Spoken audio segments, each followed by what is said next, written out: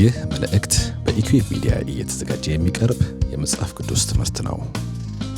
በኢኩዌብ ሚዲያ እየተዘጋጁ የሚተላለፉ ሌሎች ተጨማሪ መልእክቶችን ለመከታተል www.eqbemedia.com የተሰኘውን ዌብሳይታችንን ይጎብኙ። ከዚህ በተጨማሪ ኢኩዌብ ሚዲያ የተሰኘውን የዩቲዩብ ቻናላችንን ሰብስክራይብ በማድረግ አገልግሎቶቻችንን ማግኘት ይችላሉ። ጥያቄዎችና አስተያየቶች ሲኖሩ ደግሞ በፌስቡክ ገጻችንና ስክሪኑ ላይ በተዘረዘሩ ተጨማሪ አድራሻዎች ሊያገኙን ይችላሉ። መልካም ጊዜ።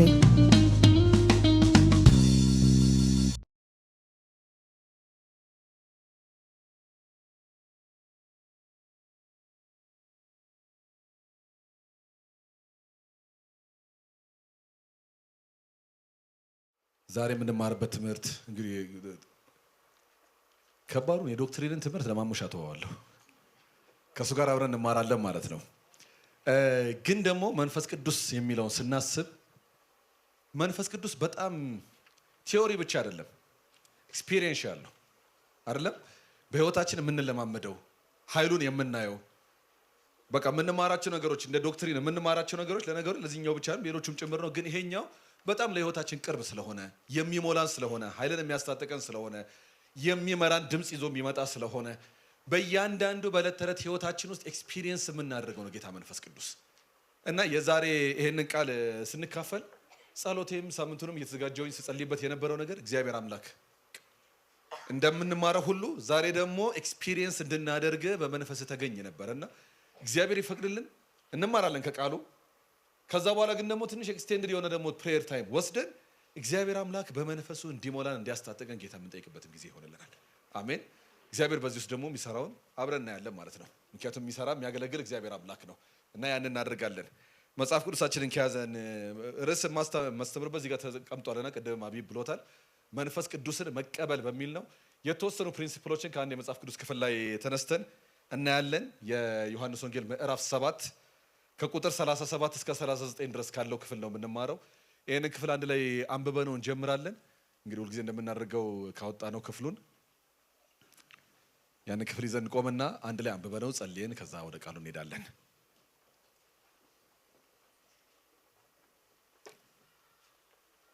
የዮሐንስ ወንጌል ምዕራፍ 7 ከቁጥር 37 እስከ 39 ድረስ ያለውን አነበዋለሁ።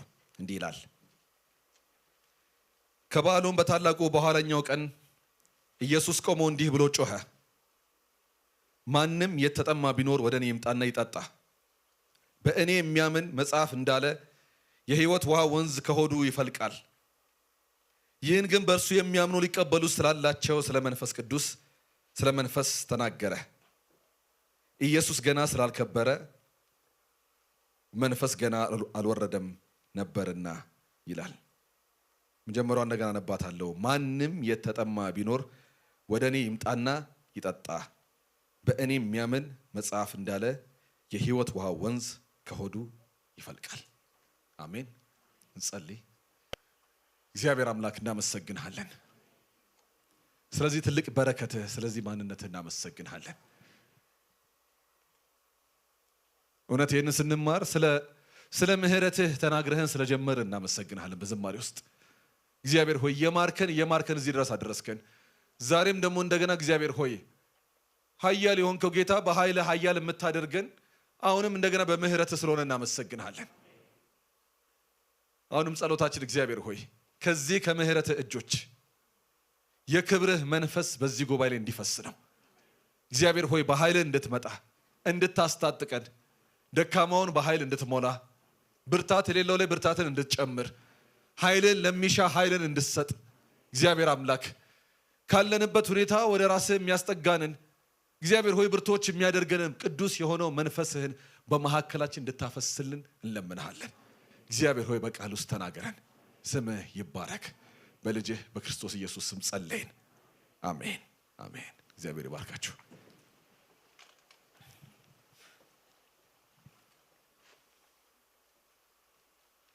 ይህ የመጽሐፍ ቅዱስ ክፍል ዮሐንስ ምዕራፍ 7 ማለት ነው። በቃ አንዱ ትልቅ ጥሪ ያለበት ክፍል ነው። ጌታ ኢየሱስ ወደ ህዝቡ መጥቶ ጥሪ ካቀረበባቸው ክፍሎች ውስጥ አንዱ በጣም ትልቅ ጥሪ ያለበት ክፍል ነው። ብዙዎችን ለመንፈስ ቅዱስ ስራ በህይወታችን እንዲለማመዱ ያነቃቃ የጋበዘ ክፍል ነውና ደግሞ ከሴታፑ ጀምረን ብንመለከተው በጣም እግዚአብሔር እንዴት አድርጎ የብሉይ ኪዳንን መልክ በአዲስ ኪዳን ወደ ህይወት እግዚአብሔር እንዴት ተርጉሞ እንደሚሰራም የሚያሳይበት ክፍል ነውና ከዚህ ክፍል ላይ ተነስተን የተወሰኑ ነገሮችን መንፈስ ቅዱስን መቀበል ስለሚለው ስለመቀበል መንፈስ ቅዱስን የተወሰኑ ሐሳቦችን የምንመለከትበት ነው የሚሆነውና ያን እናገራለሁኝ። ግን እንደ መግቢያ እንዲሆነ ማለት ነው ኢየሱስ የተናገረበትን ሴታፕ ተናግሬ በጀምር ደስ ይለኛል። ክፍሉ ራሱ ስታነቡት ሲጀምር እንደምታዩት ከበዓሉ አይደለም የሚለው ከበዓሉም በታላቁ በኋለኛው ቀን ብሎ ነው የሚጀምረውና የዓመት በዓል ቀን ላይ ነበር ጌታ ኢየሱስ የተናገረው። ዓመታዊ በዓላቸውን የሚያከብሩበት ዮሐንስ ወንጌል ምዕራፍ 7 ከላይ ጀምረ ከቁጥር 1 ጀምረ ራሱ ብንመለከተው እዛ ክፍል ላይ የምናየው በዓሉ ምን እንደሆነ ነግሮ ነው የሚጀምረው። የዳስ በዓልም በደረሰ ጊዜ ብሎ ሰው ሁሉ ወደ ኢየሩሳሌም ይወጣል፣ በዛ ቦታ ላይ በእግዚአብሔር ፊት መስዋዕታቸውን ያደርጋሉ፣ እግዚአብሔርን ያከብራሉና ያንን በዓል በሚያከብሩበት ቀን ላይ የተፈጠረ ታሪክ ነው ይሄኛው። እና በዓሉም ራሱ ይናገራል። ኢየሱስ የተናገረው ንግግር ከበዓሉ ጋር አንድ ላይ አገናኝተን ከተመለከትነው በጣም መልኩ ይገባናል። በዛ ውስጥ ኢየሱስ ያስቀመጠው ስዕል ምን እንደሆነ ይገባናል። ምንድነው በዓሉ? የዳስ በዓል የሚባለው ማለት ነው። የእስራኤልን ታሪክ ሁላችን የምናውቀው ነው እና ከታሪካቸው ውስጥ በጣም ትልቅ የሆነ እግዚአብሔርን እጅ ያዩበት ጉዞ ማለት ከግብፅ ወጥተው ወደ ከነዓን እግዚአብሔር ያስገባቸው ጊዜ የነበራቸው ጉዞ ነው እና ይኖሩ የነበሩት በድንኳን ውስጥ ነበረ። ሁል ጊዜ ተጓዦች ነበሩ። የእግዚአብሔርን ቤትንም ጭምር ካስታወሳችሁት በዛ በታሪካቸው ውስጥ በድንኳን ውስጥ የነበረበት ጊዜ ነበረ። የመገናኛው ድንኳን ብለን የምንጠራው ማለት ነውና በዛ በድንኳን እየተጓዙ ወደ እግዚአብሔር የሚሄዱበትን ጊዜ እንደገና ወደ ኋላ መለስ ብለው የሚያስቡበት ጊዜ ነው። አሁን ያሉበት ሰዓት ማለት ነው። ምድረ በዳውን ካቋረጡ በኋላ ዮርዳኖስን ተካፍለው ተሻግረው ወደ ከነዓን ገቡ። ማርና ወተት ወደምታፈስ ምድር ገቡ። ያቺ ማርና ወተት በምታፈሰው ምድር ላይ የሚታረስ ምድር ነው። እግዚአብሔርም ደግሞ አሳስቧቸዋል አንድ ነገር። ዘዳግምን ካነበባችሁት እዛ ምድር ላይ ስትገቡ እነዚህ እግዚአብሔር በእናንተ መካከል ያደረጋቸውን ነገሮች እንዳትረሷቸው ብሏቸዋል እግዚአብሔር። እና እግዚአብሔር ለነሱ ለማስታወስ አንዱ የሚያደርገው ምንድነው? ዓመት በዓላትን ሰጥቷቸዋል። እና ይሄ በዓል የሚከበረው ልክ የእህል የእርሻ መኸራቸውን ከሰበሰቡ በኋላ ማለት ነው። እግዚአብሔር ነገሮችን በሙሉ ፕሮቫይድ አደረገላቸው። እርሻው ተሰበሰበ። እግዚአብሔር መገባቸው። በምድረ በዳው አይታረስም ነበር። የሚታረስ ምድር ላይ ገቡ። አሁን እግዚአብሔር ሰጣቸው። እግዚአብሔር ስለሰጣቸው ነገሮች የሚያመሰግኑበት እና ደግሞ በምድረ በዳም ያሻገረን እግዚአብሔር ነው፣ የዛኔም ያቀረበ እግዚአብሔር ነው፣ አሁንም የሚያቀርብ እግዚአብሔር ነው ብሎ የሚያስቡበት ያንን እንደውም ለማስታወስ ሰው ሁሉ በደጅ ነበር የሚያድረው። እያንዳንዱ የቤት ራስ የሆነ ሰው በደጅ ዳስን ያስቀምጡና በዳስ በእርሻቸው መካከል በዳስ ውስጥ ይሆናሉ። እርሻም ላይ የሌለው በቤቱ ሰገነት ላይ ዳስን ሰርቶ በውጭ ላይ ያደሩ አባቶቻችን እንደዚህ ነበር የተሻገሩት ብለው የሚያስቡበት እንደገና ደግሞ እግዚአብሔር ስለሰጣቸው ፕሮቪዥን ሰው እህልን ይዘራል። መዝራት ከሰው ነው፣ ግን እግዚአብሔር ደግሞ እሱንም እርግጥ የሚሰጥ እግዚአብሔር ነው። ግን የሰጠንን ደግሞ እንድንዘራ ደግሞ እግዚአብሔር ነግሮን በእምነት ይዘራሉ። የዘሩትን ደግሞ እግዚአብሔር እንዲበቅል ከሰማይ ዝናብን የሚሰጥ ማን ነው? እግዚአብሔር ነው። እና እግዚአብሔር ዝናብን ስለሚሰጣቸው ስለ ዝናብ እግዚአብሔርን እያመሰገኑ እንደገናም ደግሞ ስለ ዝናብም ደግሞ እግዚአብሔር አቅርቦቱ እንዲቀጥል እግዚአብሔርን በምስጋና ውስጥ ነው እየለመኑ። ያ ብቻ ደግሞ አይደለም፣ የምድረ በዳ ጉዟቸውን እያሰቡ በዛው ሲያልፉ ትዝ ካላችሁ ውሃ የሚባለው ነገር ከዚህ ጋር በጣም ችግር ያለበት ስፍራ ነው። ወንዝ የለም፣ ዝናብ የለም፣ ምንጭ የለም፣ ምድረ በዳ ነው፣ በረሃ ነው ቦታው። በዛ ቦታ ላይ እንዴት ተሻገሩ አባቶቻችን ብለው ወደኋላ አስበው ትዝ ይላችኋል። አንድ አለት ነበር የሚከተላቸው አይደለም? ሙሴ በአለቱን መታውና ከአለት ውስጥ ውሃ ለነሱ ፈሰሰ ብሎ ይናገር ፈለቀ ይላል። ውሃቸው በተቸገሩበት ሰዓት ላይ እና ከዛ አለት እግዚአብሔር ውሃን አጠጣቸው ብለው ያንንም ጭምር እያሰቡ በእግዚአብሔር ፊት የሚያከብሩበት ቀን ነው። እና በዛ ቀን ላይ እንደውም አንዱ የሚያደርጉት ነገር ምንድነው? ካህኑ እየመራቸው ማለት ነው ሰሊሆም ወደሚባል መጠመቂያ ይወርዱና ወደ አንድ ምንጭ አለች። ወደዛች ይወርዱና ውሃን ከዛ ቦታ ላይ ቀርተው ከኢሳይያስ መጽሐፍ ኢሳይያስ ምዕራፍ 12 ቁጥር 3 ላይ ውሃንም ከመድኃኒት ምንጮች በደስታ ትቀዳላችሁ የሚለው ጥቅስም ይጠቅሱት እንደነበረ ብዙዎች ይናገራሉ። ያንን እያሰቡ ውሃንም እግዚአብሔር አቀረበ እያሉ አባቶቻችን በምድረ በዳ ከአለቱ ጠጡ እያሉ በእግዚአብሔር ፊት ይዘው ሄደው በመሰዊያው ላይ እያደረጉ እግዚአብሔርን የሚያከብሩበት የሚያመሰግኑበት ቀን ነበርና 8 ቀን አካባቢ ነው የሚከበረው። 7 ቀን ያከብሩና 8ኛው ቀን ከፍተኛ በዓሉ የሚደረግበት ቀን ነው። እና ያ ታላቁ በዓል በሚደረግበት ቀን ላይ ይህንን በሚያስቡበት ሰዓት ላይ ኢየሱስ በዛ ቦታ ላይ ተደብቆ ገብቶ ነበረ። እንደውም ተገለጥ እያሉት ወንድሞቹ ከዛ በፊት ያለውን ታሪክ ካነበባችሁ ምዕራፍ 7 ላይ የገዛ ወንድሞቹ ሳይቀር ተገለጥ እንጂ እንደዚህ በቃ እንዲታወቅ የሚፈልግ ሊድ ለማድረግ የሚፈልግ ሰው ካለ እኮ ከፊት ለፊት ይወጣል እያሉት ኖ እያላቸው ሰዓት ያልደረሰም እያላቸው ግን በዝምታ በመካከላቸው ገብቶ ነበርና ይሄ በዓል በሚደረግበት ሰዓት ላይ ካህናቶቹ ተሰብስበው በእግዚአብሔር በሚሰውበት ጊዜ ከመድኃኒት ውሃ ምንጭ ትጠጣላችሁ የሚለውን ቃል እያሉ እግዚአብሔርን ውሃ አቅርቦቱን እየተነጋገሩ እግዚአብሔር በምድረ በዳ እንዴት በተአምራት ውሃን እንደሰጣቸው እየተነጋገሩ በሚጠብቁበት በዛ ሰዓት ላይ በቃ እግዚአብሔር ፊት ሆነው በሚጸልዩበት ሰዓት ላይ ኢየሱስ በዋናው ቀን ዋናው በዓል በሚደረግበት ግርግሩ ጮቱ በሚበዛበት ሰዓት ላይ ማለት ነው ከመካከላቸው ተነሳና በከፍተኛ ድምፅ ጮኸ ነው የሚለው። ምንድነው ጮቱ? ማንም የተጠማ ይምጣና ምን ይበል? ይጠጣ። እኔ ይሄንን ክፍል ሳየው በጣም የተገናኘብኝ ከጳውሎስ ንግግር ጋር ነው። ባነበው ደስ ይለኛል። ዝም እዚች አስቀምጫታለሁ። አንደኛ ቆሮንቶስ ምዕራፍ 10 ላይ ታችኋል የጳውሎስ ንግግር አለ። የእስራኤልን ጉዞ ሲናገር የተናገረበት መንገድ እና ምን ይላል? ወንድሞች ሆይ ይህን ታውቁ ዘንድ እወዳለሁ። ምድረ በዳውን ሊያስታውሳቸው ማለት ነው። አባቶቻችሁ ሁሉ ከደመና በታች ነበሩ፣ ሁሉም በባህር መካከል ተሻገሩ፣ ሁሉም ሙሴን የተባበሩ ዘንድ በደመናና በባህር ተጠመቁ፣ ሁሉም ያን መንፈሳዊ መብል በሉ፣ ሁሉም ያን መንፈሳዊ መጠጥ ጠጡ፣ ይከተላቸው ከነበረው ከመንፈሳዊ አለት ጠጥተዋልና ይላቸውና ያም አለት ክርስቶስ ነበር አላቸው። እና የዛኔ እነሱ በምድረ በዳ ላይ ውሃ ቀረበላቸው። ውሃ በሌለበት ስፍራ ላይ እግዚአብሔር ውሃን አጠጣቸው። የነበረው አለት የዛኔ የነበረው አለት ነው በትክክል የጠጡትም ውሃ በዚህ ምድር ላይ የሚጠጣው ውሃ ነው። ግን ኢየሱስ ያደረገው ምንድነው? በዛ ቀን ያንን በሚያስቡበት ሰዓት ላይ ተነስቶ በከፍተኛ ድምፅ የነገራቸው ያ አለት እኔ ነኝ ነው ያላቸው። ልዩነቱ ምንድነው? የዛኔ የነበረው አለት ምናልባት ሙት አለት ይሆናል፣ ኢየሱስን ሲምቦላይዝ አደረገ እንጂ ዛሬ ግን ሕያው የሆነ ድንጋይ በመካከላቸው አለ። ለነሱ ብቻ አይደለም፣ በመሐከላችን አለ ሕያው ድንጋይ ነው አለት። ጴጥሮስ እንደዛ ብሎ ክርስቶስን የሚጠራው እሱ ራሱ ሕያው አለት ነበር ብሎ ይናገርና በእሱ ላይ ደግሞ እኛም ራሳችን እሱ መሰረቱ ነው፣ እኛም ራሳችን ደግሞ ሕያው ድንጋዮች ብለን በእሱ ላይ የምንሰራን ይላል። ሕያው የሆነው አለት በመሐከላቸው አለ። ያ ብቻ ደግሞ አይደለም፣ እነሱ በዛ ቦታ ላይ በምድረ በዳ ውስጥ ከውሃ ጥማቸው በስጋ ከውሃ ጥማቸው የሚረኩበትን ጥማቸውን የሚያረሰርስን ውሃ እግዚአብሔር ከአለቱ አፈለቀ። አሁንስ የሚያፈልቅ ሌላ አለ። ልዩነቱ ምንድነው? ይሄኛው ግን ለሕይወት ዘመን የሚሆን የመንፈስ ቅዱስ ውሃ በእናንተ መካከል ይፈሳል ነው ንግግሩ። የሚጠጣ የሕይወት ውሃ ወንዝ ጠጥቶ ብቻ ይረካል እኮ አይደለም፣ ኮንቲኒየስ የሆነ መርካት በውስጡ አለ፣ የማይቋረጥ ማለት ነውና የሕይወት ውሃ ወንዝ ከሱ ውስጥ ይፈሳል።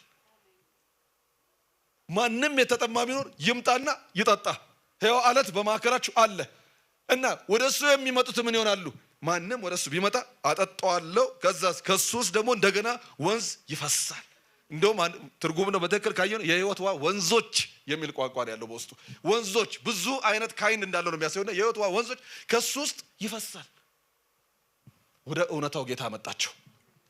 ዛሬ በዚህኛው ቃል ውስጥ ለማስተላለፍ ፈልገው የዛሬው ላይ ማን ነው? ሁለት ከጌታ ንግግሮች ውስጥ አንደኛው ለማን የሚል ነው። ከኢየሱስ ንግግር ውስጥ ማን ነው? ለማን ነው የሚናገረው? መጨረሻ ላይ እኮ ጌታ ኢየሱስ ፈቶላቸዋል። ይሄ የሚፈሰው ውሃ ማለቸው ማን ነው? መንፈስ ቅዱስ ነው። አሜን። መንፈስ የሚናገር የነበረው ሊቀበሉ ስላላቸው ስለ መንፈስ ነበረ።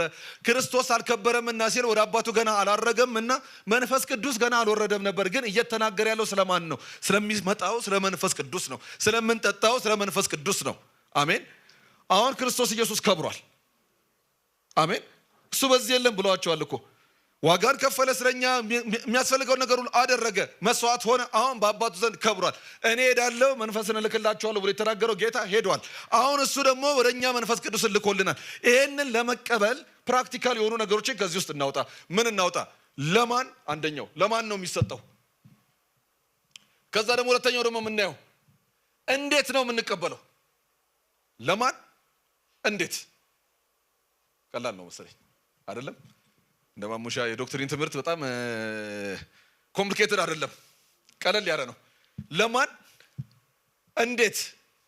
ሁለቱን ነው የምናየውና ለማን ከሚለው እንጀምር። ለማን ማለት who will qualify? በጣም ኢየሱስ በንግግሩ ውስጥ ግልጽ ያደረገው ይመስለኛል። who will qualify ማን ነው የሚቀበለው? ለማን ለሚለው የኢየሱስ የመጀመሪያ ንግግር ውስጥ ነው የምታዩት። ጮክ ብሎ የተናገረው ውስጥ ምን ብሎ ነው የጀመረው? ማንም። የመጀመሪያው ለማን ነው? መንፈስ ቅዱስ ማንም። አይ ቲንክ ማንም ሁለት ሴንስ አለው መሰለኝ። ማንም ስል ማንም ሰው አይቻልም ነገርም አለው። እንደዛ አይደለም የኢየሱስ ንግግር። ማንም የተጠማ ቢኖር ትይላችኋል። ያ ለቤቱ ለልጁ ሰርግን ያዘጋጀ ንጉስ ሄዱና ቤተሰቦችን ጥሩ አለ፣ የቅርብ ሰዎችን ጥሩ አለ። ሄዱ ጠሯቸው፣ ምክንያት አበጃጁ። አንደኛው እንደዚህ ያለብኝ፣ አንደኛው እንደዚህ ያለብኝ አለ። ከዛ በኋላ ቀሩ። መጨረሻ ላይ እነሱ እንዳልመጡ ሲያይ ጊዜ በእነሱ ላይ ተቆጣ ይልና ውጡና፣ ስለ ወንጌል እኮ ነው የሚናገረው ስለ መዳን እና ውጡና አለ በመንገድ ላይ የምታገኙትን ሁሉ ጥሩ። ስለ መዳን ማለት ነው። የምታገኙት ሁሉ ጥሩ።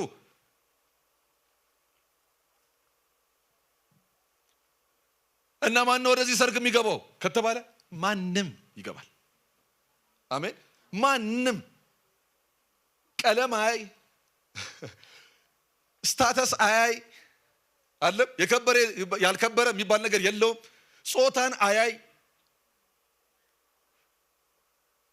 ጌታ አይል፣ ባሪያ አይል፣ ጻድቅ አይል፣ ኃጢአተኛ አይል። በተለይ ይሄኛው በተለይ በጣም ነው የሚገርመኝ። ማንም በሚለው ውስጥ እኔ ስሙ ራሱ እኮ መንፈስ ቅዱስ እኮ መንፈስ ቅዱስ ነው ስሙ። መንፈስ ቅዱስ ሆኖ በእኛ ውስጥ ግን ለማደር ግን አይ ቅዱስ ቅዱስ የሆኑ ላይ ይገባለሁ ብሎም አላለም። እና ማንም በሚለው ውስጥ የማይገባ ሰው የለም። ሁላችን እንገባለን። የመጀመሪያው ምንድነው? ማንም። ትንሽ ነች ማንምን እንያት። የመንፈስ ቅዱስን ስራ በጣም ፕራክቲካሊ የምናየው የሐዋርያት ስራ ውስጥ ነው። እና የሐዋርያት ስራ ውስጥ መንፈስ ቅዱስ የሰራበትን መንገድ ስታዩት ለሐዋርያቱ ሳይቀር በጣም ተደጋጋሚ የሆነ ሰርፕራይዝ የነበረው ነገር ምንድነው ካላችሁኝ የመንፈስ ቅዱስ መሰጠት ለማንም መሆኑ ነው። ኢየሱስ እኮ ተናግሯል። በጣም እንደውም መጀመሪያ ነው የምጠቅስላችሁ ጥቅስ ራሱ እነሱም ሳይቀር ተናግረውታል። ጴጥሮስ የመጀመሪያውን ወንጌል ሲሰብክ ተናግሮታል። ዛሬ በዓይናችሁ ፊት የተፈጸመው ብሎ ግን ያልገባቸውና ያልተረዱት ነገር በየምዕራፉ ስትሄዱ ሰርፕራይዝ እያደረጋችሁ እንዲህም ሆነ እነሱም እያሉ የሄዱበት ነገር ምንድነው ካላችሁኝ በሐዋርያት ስራ ውስጥ የምታገኙት ለማንም የመሆኑ ጉዳይ ነው ያስደነቃቸው። ለማንም ነበረ ጌታ መንፈስ ቅዱስን የሰጠው። ለምሳሌ ሐዋርያት ስራ ምዕራፍ 2 ላይ እነሱም ተናግረውታል ያልኩት ላንሳላችሁ። ለማንም የሚለውን ለማሳየት ማለት ነው። ማንም ታሪኩን የምናውቀው ይመስለኛል። ምዕራፍ 1 ላይ ጌታ ኢየሱስ ጠብቁ ብሏቸው ሄደው ኃይልን ሳትቀበሉ እንዳትወጡ። በነገራችን ላይ ያ ንግግር ራሱ ለደካማ እንደሆነ የሚያሳይ ነው። ብርቶች ቢሆኑ ኖሮ ውጡና ስበኩ ነበር የሚላቸው። ስለማይችሉ ነው ጌታ መጀመሪያ ኃይል እስኪመጣ ድረስ ጠብቁ ያላቸው። መጀመሪያ ጠብቁ፣ ከዛ በኋላ ኃይልን ስትቀበሉ ትወጣላችሁ። ጠብቁ ነበርና ይጠብቁ ነበር። በአንድነት ሆነው ይጦሙ ነበር፣ ይጸልዩ ነበር ይላል ምዕራፍ 1 ላይ ሲናገር። ምዕራፍ 2 ላይ ልክ እኔ ከማነበው በፊት የሆነው ምንድነው? ያ የሚጠብቁት መንፈስ ቅዱስ በእነሱ ላይ ወረደ፣ ኃይል መጣባቸው። ደግሞ በጣም ኳይት አልነበረም አመጣጡ። አካባቢው ላይ የነበረ ሰው እስኪሰበስብ ድረስ ነው የመጣው። ከብዙ አገር የመጡ ሰዎች ድምጻቸውን ሰምተው ምን ተፈጠረ ብለው ወደ እነሱ መጡ። አመጣጡም ቤቱንም አናውጦታል፣ እነሱንም አስጮኋቸዋል። ከፍ ባለ ድምጽ ነበር የሚናገሩት። ሰክረው ነበር እስከሚባሉ ድረስ ማለት ነው። ከዛ ወደ እነሱ ተሰበሰቡ፣ እነሱ ጋር መጡ። ከዛ ጴጥሮስ ተነሳና ምንድነው የተፈጠረው ለሚለው ጥያቄ ይሄን መልስ የሰጣቸው ከትንቢት ነው። ከኢዩኤል ነው የጠቀሰላቸውና ከኢዩኤል ሲጠቅስላቸው የተናገረው ቃል ማንም ነው። ምን የእግዚአብሔር እንዲህ ይላል። የሐዋርያት ሥራ ምዕራፍ 2 ከቁጥር 17 ጀምሮ እግዚአብሔር እንዲህ ይላል፣ በመጨረሻው ቀን እንዲህ ይሆናል፣ ስጋ በለበሰ ሁሉ ላይ ከመንፈሴ ያፈሳለሁ። በማ ላይ ማንም የለውም በዛ ውስጥ ማን ነው? በቃ እዚህ ውስጥ የማይገባ ካላችሁኝ በመንፈስ ያለ በመንፈስ ስር በጸሎት መንፈስ ማለት ሳይሆን ዝም ብሎ ስጋ ያለበሰ መንፈስ ነገር የሆነ ነገር ከሆነ እሱኛው ምናልባት የለውም። ስጋ በለበሰ ሁሉ ላይ ከመንፈሴ አፈሳለሁ። ሁሉ ውስጥ የገባውን እዛ ውስጥ ተመልከቱት። አፈሰ ወንዶችና ሴቶች ልጆቻችሁ። በዛውም በነገራችን ላይ ባህላቸውንም ጭምር እያሰብን ለሴቶችም ጭምር የነበራቸውን አቋም እያየ ነው። ትንሽም ምናልባት ይነካ ይሆናል አንዳንድ ነገሮችን የሰሞኑ ክርክሮቻችንም ማለት ነው አይደል? በሴቶችም ጾታ አይለይም። ከዛስ በሴቶች ልጆቻችሁም ይቅርታ ስጋ በለበሰው ላይ ከመንፈስ ያፈስን ወንዶችና ሴቶች ልጆቻችሁ ትንቢት ይናገራሉ ጎበዞቻችሁም በእድሜ ያንገር የሆነ ሰው ለማለት ነው ጎበዞቻችሁም ራእይን ያያሉ ይልና አንዳንድ ሰው አይ እሱ እድሜ ሄዶበታል እዚህ ቻለም ኳሳርኩ እንደዛ ነው የሆነ እድሜ ክልል ውስጥ ያለው ሰው ፖቴንሻል አለው ተብሎ ይሰበሰብና የሆነ እድሜ ክልል ያለው ደግሞ አይ በቃ እሱ ጡረታ ነው ጌታ ጋር የለም አሜን በእግዚአብሔር ዘንድ የለም ማንንም ሲል ጌታ ኢየሱስ ማንንም ከምሩ ነው ያለው ስጋ በለበሰ ሁሉ ላይ ከመንፈስ ያፈሳለሁ ያለው ይሄን ነው ስጋ ለብሶ ማንንም ስጋ የለበሰ ቢመጣ ጌታ ኢየሱስ መንፈሱን በነዛ ላይ ያፈሳል ስጋ በለበሰ ሁሉ ላይ ሽማግሌዎቻችሁም ህልምን ያልማሉ ደሞም በዚያ ወራት በወንዶችና በሴቶች ባሪያዎች ላይ ከመንፈስ ያፈሳለሁ ትንቢትንም ይናገራሉ ብሎ ጴጥሮስ አወጀው ሁሉንም ለማለት ነው የሚያስገርመኝ ይሄንን እየተናገረ እነሱ ራሳቸው አላስተዋሉት ተናግረውት ማለት ነው በሁሉ ላይ እንደሆነ ማንንም እንደሆነ ለምሳሌ የነበራቸው አስተሳሰቦች ባነሳላችሁ እነሱ ለምሳሌ ይሁዳ ናቸው ኢየሩሳሌም ፈሪሳውያኖቹ ከዛ በኩል ናቸው ያሉት የኢየሩሳሌም አምልኮ እነሱ ጋር ነው ያለው ሌላ ደግሞ ትንሽ ዘቅ እንዳለ ደግሞ እስራኤል የሚቆጥራቸው ደግሞ ሰማሪያ የሚባሉ ደግሞ አሉ ከጎን ጋር እስራኤል ተከፍላ ነበር ከዛ የመጣ ነውና ይሁዳና ቢንያም ከዳዊት ቤት ጋር ቀርተው ሌላው 10 ነገድ ደግሞ ሄዶ ሰማሪያ ከተማ ላይ ለብቻቸው ደግሞ ተነጥለው ነበርና ዋና ከተማቸው ሰማሪያ ነበረች ትዝ ይላችኋል ኢየሱስ ጋር ስትመጣ ያቺ ሳምራዊት ሴት አንተ ከይሁድ ዘንድ ሆነ እንዴት ከኔ ጋር ተነጋገርክ አለችው ያስገረማት ነበር ለነሱ ሲያስቡት ምናልባት ትንሽ ይቀበሉት ይሆናል ለነሱ ያስቡት የነበር ስጋ በለበሰ ሁሉ ላይ ሲሉ አይሁድ ሆኖ ስጋ የለበሰ ነበር የሚያስቡት እግዚአብሔር ማንንም የተጠማ ብሎ ሲናገር ማንንም የሚለው ቃል ጉልበት የምትያዩት እንደውም ከነሱም አልፎ ሰማሪያ ሲገባ ነው ስደት መጣ አንደኔ ሳስበው ጳውሎስ አገልግሎት የጀመረው ገና ጌታ ሳይቀበል በፊት ይሆን እንዴ ይላልኝ ቤተክርስቲያን አንድ ቦታ ይሰብሰባል እንቀሳቀስ ስትል በሱ በኩል ስደት መጣ ተበተኑ ከዛስ ፊልጶስ ወደ ሰማሪያ ወረደና ወንጌልን ሰበከላቸው ይላል በክርስቶስ ኢየሱስ ስም ተጠመቁ የዮሐን ጥምቀት ወሰዱ ላስት ዊክ ነው ማሙሻ በጣም ሲያነሳው ነበር የዮሐን ጥምቀት ከወሰዱ በኋላ በአንዳቸውም ላይ ገና መንፈስ ቅዱስ ኃይል በመቀበል ሴንሱ ዳግም ልደትን አግኝተዋል ኃይልን በመቀበል መልኩ ግን በአንዳቸውም ላይ ገና አልወረደም ነበር ብሎ ይናገርና የዛኔ ሐዋርያ ሲሰሙ ሰማሪያ ስለዳነች ተገረሙ ጴጥሮስንና ዮሐንስን ላኩላቸው ምን እንዲሉ መንፈስ ቅዱስ እንዲቀበሉ ሰማሪያም ተቀበለ ለካስ እነሱንም ይከታል ንግር ኮስ ነው እነርሱም በወረዱ ጊዜ መንፈስ ቅዱስን ይቀበሉ ዘንድ ጸልዩላቸው በጌታ በኢየሱስ ስም ብቻ ተጠምቀው ነበር እንጂ ከነሱ በአንዳቸው ላይ ገና አልወረደም ነበርና በዚያን ጊዜ እጃቸውን ጫኑባቸው መንፈስ ቅዱስንም ተቀበሉ በሐዋርያት ዘንድ ምስጋና ሆነ በኢየሩሳሌም ምስጋና ሆነ ምንድን ለካስ እነሱንም ይከታል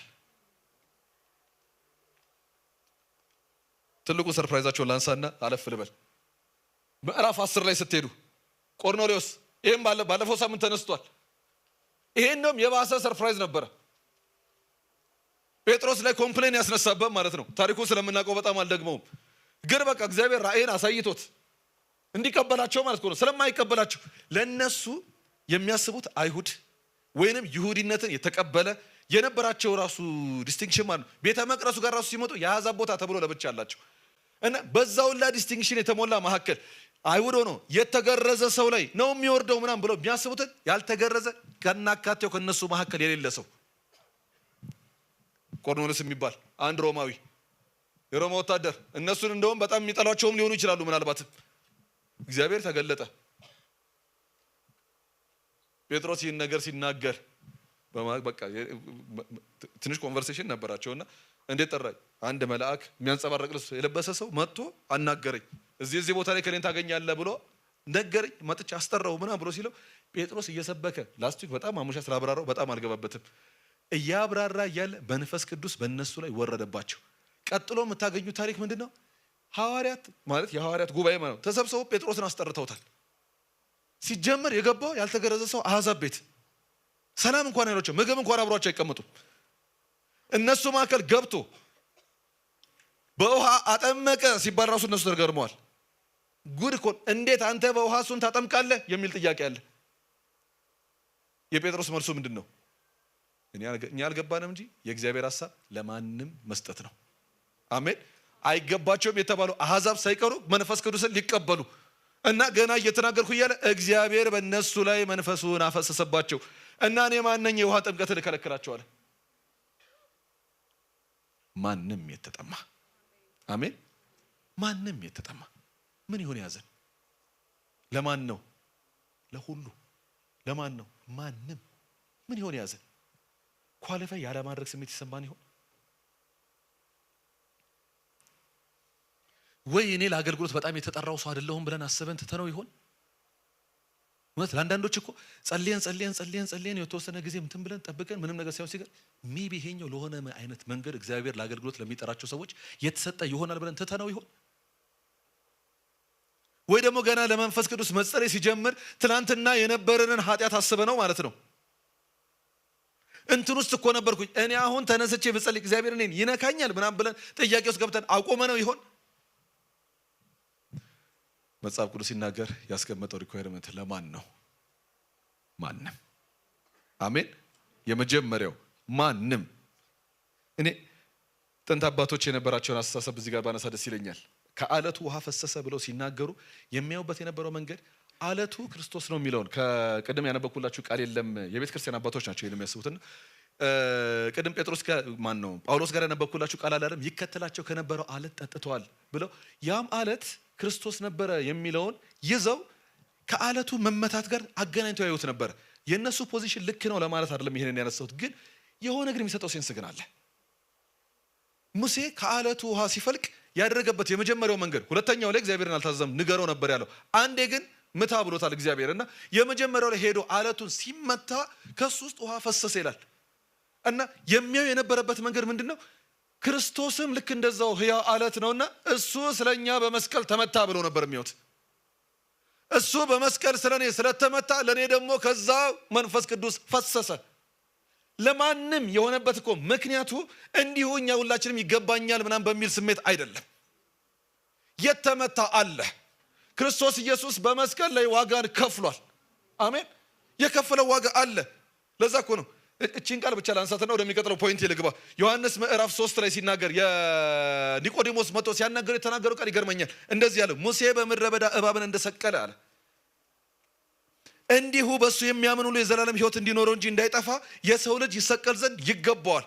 እና በእርሱ የሚያምን ሁሉ የዘላለም ሕይወት እንዲኖረው እንጂ እንዳይጠፋ እግዚአብሔር አንድ ልጁን እስኪሰጥ ድረስ ዓለምን እንዲሁ ወዷል። እንዲሁ የወደደን እግዚአብሔር ደግሞ መርጦ አይደለም፣ ዓለሙን ሁሉ ነው የወደደው። ሁሉን ወዷል እግዚአብሔር። ለምንድን? እሱ ስለኛ እንደ እባቡ ተሰቀለ። እሱ እንደኛ የተረገመ ሆነ። የያዘው መልክ ራሱ የሚያምር አይደለም። ሙሴ በምድረ በዳ እባብን እንደሰቀለ ሲል መልኩ እኮ የሚያምር አይደለም። ያንን የማያምር መልክ ይዞ ጌታ ኢየሱስ በመስቀል ላይ ተሰቀለ ስለኛ። የዛ ውጤት እኮ ነው ለእኛ ዛሬ እንዲፈስልን ያደረገው። በየትኛውም አይነት ሁኔታ ውስጥ እንድንሆን ጠላት እንዲከሰን አንፍቀድለት። ለምንድን? ስለኛ ዋጋን የከፈለ አለ።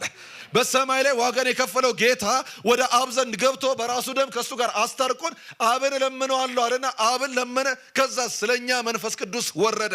እሱ ዋጋ ስለከፈለ እኔ ዛሬ መቀበል እችላለሁ። የማይገባኝ ሰው ነበርኩኝ፣ የማልሆን ሰው ነበርኩኝ፣ ለእኔ ሊሰጥ ዘንድ በምንም መንገድ ኳሊፋይ የማላደርግ ሰው ነበርኩኝ። ግን ጌታ ምን አደረገ? ስለ እኔ ገብቶ ማለደ። እሱ ከማለደው ምልጃ የተነሳ ከክርስቶስ የተነሳ ማንም ዛሬ መንፈስ ቅዱስን መቀበል ይችላል። ስሙ ይክበር እግዚአብሔር። አሜን። ምንም ነገር እንዲዘን አንፍቀድለት። ወደ ሁለተኛው ልግባ። ማንም ማለትና ቀጥሎ ደግሞ ያነሳዋል። ለማንም ተሰጠ። እሺ ታዲያ እንዴት ነው እሱ? ሌላኛው ምን ያስፈልጋል? ለማን ነው ሌላኛው የሚሰጠው? ሁለተኛው ለማን ነው? የተጠማ አብሮት አለ። ማንም የተጠማ። አሜን። ለማን ነው? ለተጠማ። እንደ ኳሊፊኬሽን ከወሰድነው ሁላችንም ኳሊፋይ እናደርጋለን። ከዛስ ሁላችንም ኳሊፋይ አድርገን ከኛ ጌታ ምን ይጠብቃል? ይህንን ይፈልጋል። ምን? መጠማት። ማንም የተጠማ።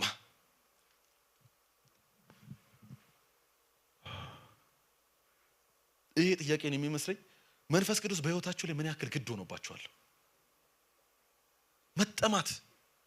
መጠማት በተለይም ደግሞ ከምድረ በዳው ጋር ሲያያዘን እንየው። ኢየሱስ የተናገረበት ሲቹዌሽን ማለት ነው። በምድረ በዳ ውስጥ እየሄደ ያለ ሰው ፊት ታሪክ ሲነገር ትዝ ይለኛል። የድሮ ሰዎች ምድረ በዳ ሲያቋርጡ በግመል የውሃ ጥም የሚመጣባቸው ጊዜ አለ ሲባል ትዝ ይለኛል። እና በጣም የውሃ ጥም ሲያስቸግራቸው እንደ ንግርት እንደ አፈ ታሪክ ማለት ነውና ግመሎች በግመል ነው ብዙ ጊዜ የሚያቋርጡትና ግመሎች ረጅም ቀን ውሃ ሳይጠጡ መቆየት ይችላሉ።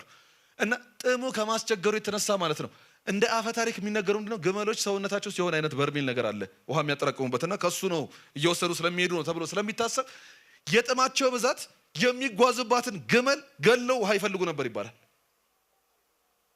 ምን ለማለት ፈልጌ ነው? ጥም የማያስደርገ ነገር የለም።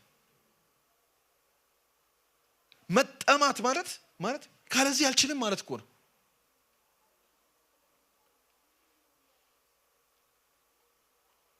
ትንሽ ኤክስፒሪየንሻል የሆኑ ታሪኮች እየተናገሩ ማለት ስናወራው እንደ ቲዮሪ ብቻ ሲሆን የሰዎችን ኤክስፒሪየንስ እንደ ምስክርነት ማንሳት ጥሩ ይመስለኛል። አንድ በጣም እግዚአብሔርን ያገለገሉ ሰው ስም ባልጠቅስም ማለት ነው፣ በጣም የቤተ ክርስቲያን አባት በደርግ ጊዜ ኢትዮጵያ ውስጥ ነው የማወራው። በደርግ ጊዜ ቤተ ክርስቲያን ተዘግታ በነበረችበት ሰዓት እንዳሁኑ እንደዚህ በነፃነት ማናመልክበት የነበረ ጊዜ ላይ ማለት ነው፣ ተዘግታ በነበረችበት ሰዓት ሳሎናቸውን ቤተ ክርስቲያን አድርገውት ከሳሎን አልፎ ግቢ ሞልቶ ብዙ ሰው ተፈውሶ ብዙ ሰው በመንፈስ ቅዱስ የተሞላበት በጣም ብዙ ሰዎች ምስክርነት አላቸው። ሪል የሆነ ሚራክለስ ፈውሶች የሆነባቸው ሰው አሉና የእሳቸውን አገልግሎት ታሪክ የሆነ ጊዜ ላይ ፔፐር ለመጻፍ ፈልገን ወንድማቸውን አገኘንና ጠየቅናቸው። ምን ነበረ ታሪኩ? እና ወንድሜ እኮ የወጣው አሉ። በጣም አገልግሎታቸው ኢንፍሉዌንሻል ነበር በዛ ሰዓት። እና ወንድሜ እኮ ወንድሜ የሚወጣ ነው በጣም አጋንንት አምልኮ ካለበት ቤተሰብ ውስጥ ነው አለ። እና ምን ሆነ? እናታችን በአካባቢው ላይ የምትታወቅ ፈራጅ ናት አሉ። እሷ ብቻ አይደለችም፣ እህቷም ልክ እንደዛው ቤተሰቡ በሙሉ የሚታወቀው በዛ ነው።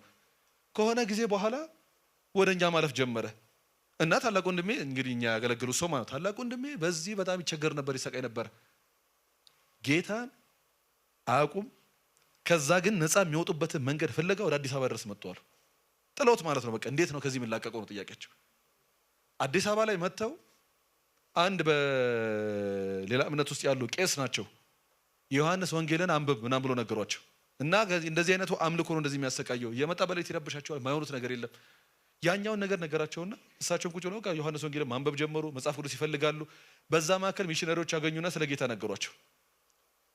ጌታን አመኑ ማለት ነው። እኚህ ሰው አመኑ፣ ጸልየው ለጌታ ሆነ ህይወታቸው። ለጌታ ሲሆን ከእሳቸው ላይ የነበረው ያኛው ጭንቀት ተሰበረ። ምን ይመጣላቸዋል? እኔ ነፃ እንደወጣሁኝ ቤተሰብ ያሉ እና የመጀመሪያ ዳይሬክሽናቸው ወዴት ነው? እናታቸው በጣም ይፈሩ ነበርና አክስታቸው ቤት ሄዱት፣ ትንሽ ቀለል ያለው ጋር ብለው ማለት ነው። እና ተነስተው ከአዲስ አበባ ቀጥታ ወደዛ ሄዱ ማለት ነውና ሄደው ምንም የሚያውቁት ነገር የለም፣ ጌታን ተቀበሉ፣ ሄዱ። በቃ እዛም ሄጄ እነሱን ነፃ አውጣለሁ ነው። እና የአክስትየው ቤት ሄደው ሲገቡ የመጀመሪያ የገጠማቸው ነገር ሴትዮዋ ራሱ የገቡበት ሰዓት ላይ ቡናቸውን ዘርግተው ለአምልኮ ተዘጋጅተው ያንን እያደረጉ እያለ ነው ቤታቸው ውስጥ የገቡት። ሲገቡ መንፈሱ ተቆጥቶ አሉ። ገና ኢየሱስ ማለት ሲጀምሩ ተቆጥቶ። አንዳንድ ጊዜ እኮ እግዚአብሔር እንድንጠማ የማያደርገው ነገር የለም። ዝም ይለናል። አንዳንድ ሁኔታ ውስጥ ጥምን ለመክተት ይመስለኛል እንደዛ የሚያደርገው እግዚአብሔር። ስኔ ወርውራባቸው አሉ። አንቃቸው ጩኸት ሰምቶ የጎረቤት ሰው መጥቶ እንደምንም ብሎ ተታግለው ምናምን አላቋቸው ሸሽተው ከቤት ተባረው ወጥተው ማለት ነው ወደ አዲስ አበባ ይመለሳሉ። የአገልግሎት ጅማሬ አዲስ አበባ ሲመለሱ ትልቁ ጥያቄያቸው ምንድን ነው? እኔ አልዳንኩም፣ እግዚአብሔር አብሮኝ የለም። ተመለሰው ሄዱና እነዛ ሚሽነሪዎች ይጠይቃሉ። እንደዚህ ተፈጠረ እናንተ ብላችሁ ነበር፣ እኔ ድኛለሁ፣ ግን እንደዚህ ተፈጠረ ቢማም ሲሉ ኖ ሌላ እኮ ደግሞ አለ። ምንድን? መንፈስ ቅዱስ የሚባል አለ። ኃይል መቀበል ያስፈልጋል። ቤታቸው ገብቶ ዘጉ። ኔክስት ማለት እኔ ደስ ይለኝ እንደዚህ ቀጥታ ፕራክቲካል የሚያደርግ ሰው ቤታቸው ገብቶ ዘጉ። ጾም ጸሎት ያዙ። እግዚአብሔር ሆይ በመንፈስ ሰዓት ሞላኝ፣ አልወጣም፣ ሙላኝ። ምን እንደሆነም በትክክል አያውቁትም። እንደኛ ዶክትሪንም ቁጭ አድርጎ ያስተማራቸው ሰው የለም። ከዛስ የእውነትም ደግሞ እግዚአብሔርም እንደዚህ አይነት ኦነስት ጸሎትን እኮ ይሰማል። አሜን። በመንፈስ ቅዱስ ተጠመቁ። እውነተኛ ታሪክ ነው የምላችሁ። ተጠመቁ። ምን ያደርጋሉ? ኔክስት ሞርኒንግ ተነስተው እንደገና ባስ ቲኬት ቆርጠው ወደዛ ሀገር የመንፈስ ቅዱስን ኃይል ይዘው ሲሄዱ ከበር ሲገቡ ሴትዮ ወደቀች አሉ። አጋንንቱን አስወጥተው ምን ብለው ተመለሱ ወደ አዲስ አበባ። ምንድን ነው ልዩነቱ? መንፈስ ቅዱስ ምን አመጣው? ለማንም የሚሰጥ ነው። ሌላስ ምን ይጠይቃል? መጠማትን ይጠይቃል። ምን? ተጠማ። አሜን። እኔንም ያብራራልኝ ቃል ሉቃስ ምዕራፍ 11 ነው። ክፍሉ ራሱ የልመና ክፍል ነው። ጸሎትን አስተምረን ብለውት ነው ጌታ ጋር የመጡት። ጸሎትን አስተምረን ሉቃስ እና በቃ በሰማይም ትኖር አባታችሁ ነው የሚለው ነገራቸውና ጌታ ኢየሱስ በጣም ፕሪንሲፕል ያለበት የጸሎት ፕሪንሲፕልም በዛ ውስጥ በጣም እንማራለን። ማሞሻ ከማቴዎስ ላይ ስላስተማረው እሱን ሄደን እንድንየው ሪፈር አደርጋቸዋለሁ። ያንን አስተማራቸውና ግን ስለመጠማት ትንሽ ነገራቸው። ምንድን ነው የነገራቸው? ወረታችሁ ወረድ ብላችሁ ስታነቡ ቁጥር 5 ላይ እንግዲህ እንዲህም አላቸው ብሎ ይናገራል። ከዛ በኋላ የሚናገራት ቃል በጣም ፌመስ ናት። ለምኑ ይሰጣችኋል፣ ፈልጉ ታገኛላችሁ፣ መዝጊያን አንኳኩ ይከፈትላችኋል። ግን ያንን ከመናገሩ በፊት ከዛ በፊት ያነሳላቸው ምንድን ነው? እንዲህም አላቸው። እንዲህ ተጠቡ ይመስለኛል ንግግሩ። ከእናንተ ማናቸውም ወዳጅ ያለው በእኩለ ሌሊት ወደ እርሱ ሄዶ ይላል፣ ወደ ወዳጁ ቤት ሄዶ ወዳጄ ሆይ 3 እንጀራ አበድረኝ። አይ ቲንክ በዚህ ውስጥ ብዙዎች በኔ እድሜ ያለን ሰዎች በሙሉ እቺን ታሪክ እናውቃታለን። ከጎረቤት እንጀራ ማምጣት አይደለም፣ ከጎረቤት ሄደና እንጀራ አምጣ፣ ከጎረቤት ስልክ መጥራት እንደሆነ ሞባይል ሳይኖር በፊት ከጎረቤት ስልክ ፈልጌ ነበር እንደምንለው ማለት ከጎረቤት እንጀራ ማምጣትና ይሄኛው ሰውዬ እያደረገ ያለው ያን ነውና ከጎረቤት እንጀራ 3 እንጀራ አበድረኝ። ደግሞ የሚመለስ ነበር ትዝ ይለኛል። በርበሬ ምናምን እናመጣና ከዛ እኛ ደግሞ ስናስፈጭ ደግሞ ይዘን እንሄዳለን። ልጆች ነው የምንላከው። ይሄኛው ሰውዬ ግን ልዩነቱ ምንድነው? በሌሊት ነው የመጣው። ተኝተዋል ልጆቹን በሩን ዘግቶ ቀርቅሮ፣ ከዛ በኋላ ደግሞ ከልጆቹ ጋር ባልጋው ገብቶ የተኛ ሰው ነው። እና ምን አለው? የማቀርበው የለኝም፣ እንጀራ አበድረኝ። አንድ ወዳጄ ከመንገድ ወደ እኔ መጥቶ የማቀርብለት የለኝምና ይላልን አለ። ያም ከውስጥ መልሶ አታድክመኝ፣ አሁን ደጁ ተቆልፏል፣ ልጆቼም ከኔ ጋር በአልጋ ላይ አሉ፣ ተነስቼ ልሰጥ አልችልም ይላልን? ፒክቸሩን ስታዩት እባክህ እንጀራ እያለ ያለ ሰው አለ። ከውስጥ ደግሞ የተቀመጠው ሰው አሁን ተኝቻለሁ፣ ልጆቼንም አስተኝቻለሁ፣ ተነስቼ አልሰጥም፣ ነገ ጧትና የሚል ሰው ነው ያለው። ከዛም ይላል ቀጥሎ የተናገረው እላችኋለሁ ወዳጅ ስለሆነው ተነስቶ ባይሰጠው፣ ወዳጅነቱ ባያስቸግረው፣ ወዳጅነቱ ግድ ብሎት ባይሰጠው እንኳን ስለ ንዝነዛው ተነስቶ የሚፈልገውን ሁሉ ምን ይላል? ይሰጠዋል። ስለምኑ? ንዝነዛ አለበት ማለት እኮ ነው ውስጡ። ስለ ንዝነዛው ማለት መስጠት እንኳን ባይፈልግም በቃ እንጀራ እባክህን አለ፣ ተኝቻለሁ ሄድልኝ፣ እባክህን እንጀራ እባክህ ሄድልኝ፣ በቃ ተኝቻለሁ፣ ልጆቼንም አስተኝቻለሁ፣ አሁን ተነስቼ ልሰጥ አልችልም።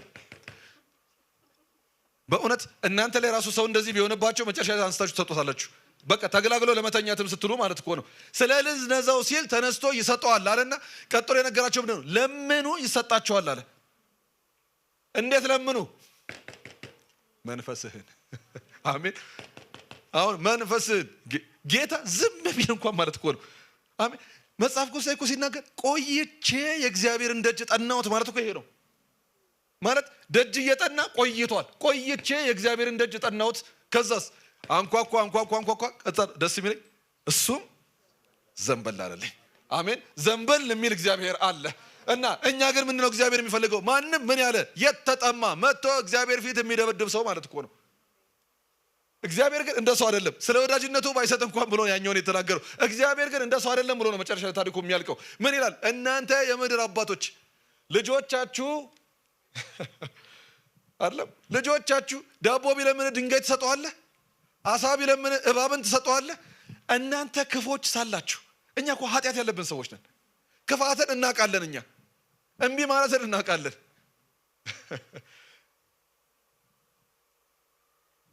እግዚአብሔር ዘንድ ግን አመፅ የለም። ጨለማ በጎ ስጦታ አይደለም የሚለው ቃሉ ሲናገር ፍጹምም በረከት በመዞር የሆነ ብርሃን። አንዳንዴ ጨለማ አንዳንዴ ብርሃን አይደለም እግዚአብሔር። አንዳንዴ ክፉ አንዳንዴ ደግ አይደለም እግዚአብሔር። በመዞር የሆነ ጨለማ ምናምን የማያውቀው ሁል ጊዜ ብርሃን ከሆነ ከእግዚአብሔር ከሱ ዘንድ ይፈሳሉ ብሎ ነው የሚናገረው። በጎ ስጦታ ከሱ ዘንድ ነው የሚመጣው። መልካም የሆነ አባት አለ። እናንተ ክፎች ናችሁ፣ ይህንን ማድረግ ካወቃችሁ አለ የሰማይ አምላካችሁማ ለሚለምኑት። ለካስ ንዝነዛው ለመነው ስለ መንፈስ ቅዱስ ነው። ለሚለምኑት እንዴት አብዝቶ መንፈሱን አይሰጣቸው? አሜን። መንፈሱን የሚሰጥ አምላክ ነው እግዚአብሔር። መንፈሱን የሚያፈሳ አምላክ ነው። እኛ ዘንድ ምን ይሁን? እኔ የብዙዎቻችን ችግር ይሄ ይመስለኛል። እናንኳኳና ጌታ መጠማታችንን ለመለካት ዝም ይለናል። አይሮ ነው። ምናልባት እንደዚህ የሆነ ሰው ይኖር ይሆን? ጰራቅሊጦስ ላይ በጾምና በጸሎት ምናምን ነገር መጥቶ አንኳኩቶ ያሳመን ሲያልፍ አይ በቃ ጌታ ተውቶታል ብሎ ማንኳኳቱን ያቆመ ሰው ይኖር ይሆን?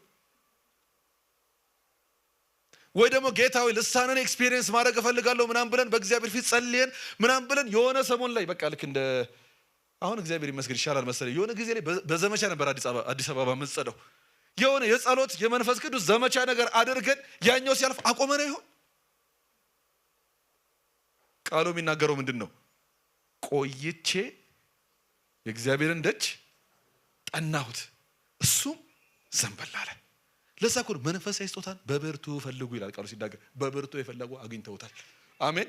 በብርቱ በእግዚአብሔር ፊት የጮሁ በብርቱ የተጠሙ አግኝተውታል። ማንም ከዛስ የተጠማ ይምጣና ምን ይበል?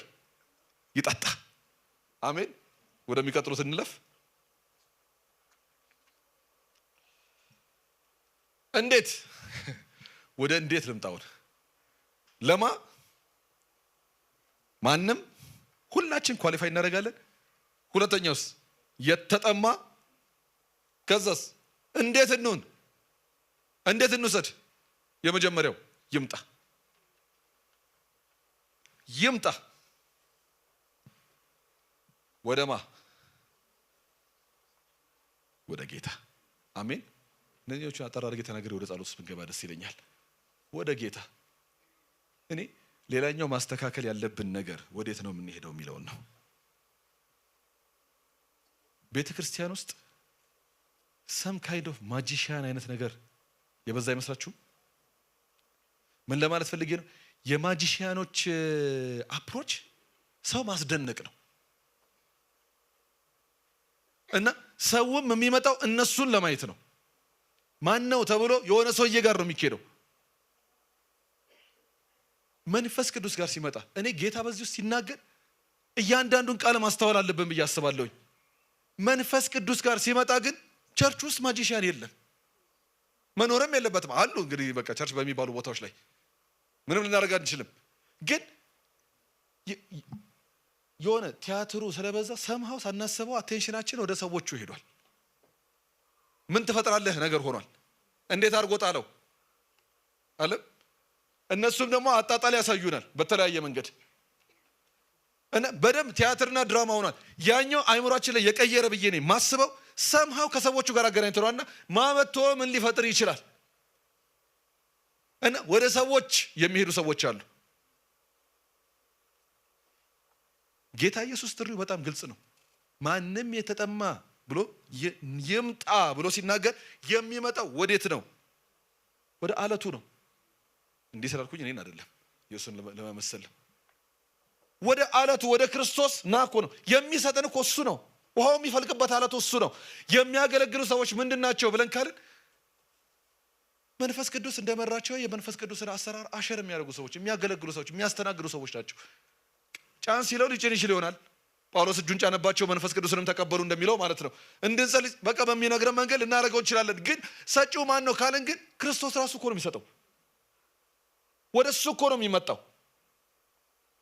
የራሴን ኤክስፒሪየንስ ባጭሩ ላስገባ እዚህ ላይ እውነት መጀመሪያ መንፈስ ቅዱስ የሚባለን ኃይሉን ኤክስፒሪየንስ ያደረኩበት ቀን ማለት ነው የነበርኩበት ቦታ እውነት ለመናገር አገልጋዮቹ እኔ ጋር መድረስ አይችሉም። በሺህ የሚቆጠር ሰው ነበር እና በቃ ስለ መንፈስ ቅዱስ አስተማረ የሚያስተምረው ሰው እና ልባችሁን እኔ እንደመሰብከው ማለት እኮ ነው ልባችሁን ብትከፍቱለት ይገባል እያለ ማንም የተጠማ ይምጣ እያለ ይሰብካል። እና ደጋግሞ ሲናገር ማስታወሰው ልባችሁን ከከፈታችሁለት መንፈስ ቅዱስ ይመጣል ይላል። መንፈስ ቅዱስ ይገባል፣ ኃይልን ይሞላችኋል ምናምን እያለ ይናገራል። እና ያንን ሰማ። መጨረሻ ላይ መጸለይ የምትፈልጉ ሲባል በቃ መንፈስ ቅዱስ መቀበል የምትፈልጉ ተነሱና ጸልዩ ሲባል ሰው ተነሳ። እኔም አብሬ ተነሳሁኝ። ልጅ ነኝ። ማንም የሚለው ለኔ በጣም እዛ ጋር ሰርቷል። ምክንያቱም በዛ ሰዓት ላይ አይ ዶንት ኖ 5ኛ ክፍል ተማሪ 6ኛ ክፍል ተማሪ 10 ዓመት 11 ዓመት ነበርና ስቆም ራሱ እየፈራሁ ነው የተነሳሁት። ምክንያቱም ስብከት ሲጀምር ወደ ሰንዴይ ስኩል ስለሚያስወጡን ወንበር እንለቅ ነበር። ከፊት ለፊት አካባቢ ላይ ተቀምጠን ከሆነ ትልልቅ ሰው ሲመጣ እንለቅና የሆነች ብሎኬ ላይ ነበር የምንቀመጠው እና የዛ ቀን ወደ ኋላ አካባቢ ነበር የተቀመጥኩት። እና ሰው ተነሳ ይጸልያል። የሆነ ሰዎች ሲወርቁ ያለው የሆነ ሰው እንትን ሲሉ ያለው ሰውየውም ሲጸልይላቸው መድረክ ላይ ያሉ ሰዎች ልሳን ይናገራሉ። በማይክሮፎን ውስጥ ይሰማል። ቆሜ እደነቃለሁ ማለት ነው። በልጅነት አይምሮ የማረሳው ቀን ነው። እና ቆሜ ደነቅ ተሙሉ ነው ማለት ነው። ምን እየተሰማቸው ይላል። ደግሞ የሆነ ሰው ደግሞ እንደዚህ ሆነ ማለት ሰማው። የሆነ ሰዓት ላይ ድንገት ወደ ራሴ አይምሮ ተመለስኩኝ እና ምንድነው እነሱን ከማይ ለምን ለራሴ አልጸልይም የሚል ስሜት ነው የተሰማኝ።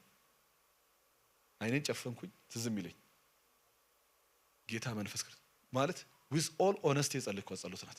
ጌታ መንፈስ ቅዱስ የእውነት ልቤን እከፍትልሃለሁ። ጸሎቴን አልረሳውም። የእውነት ልቤን እከፍትልሃለሁ ናና በኃይል ሙላኝ። the next thing ማጋው ስነቃ ነው። ሰውነት ይወለ ይንቀጠቀጣል። ስዞር ከጎን ያለች ሴትዮ ቀና ብላ ያየችኝ ነው።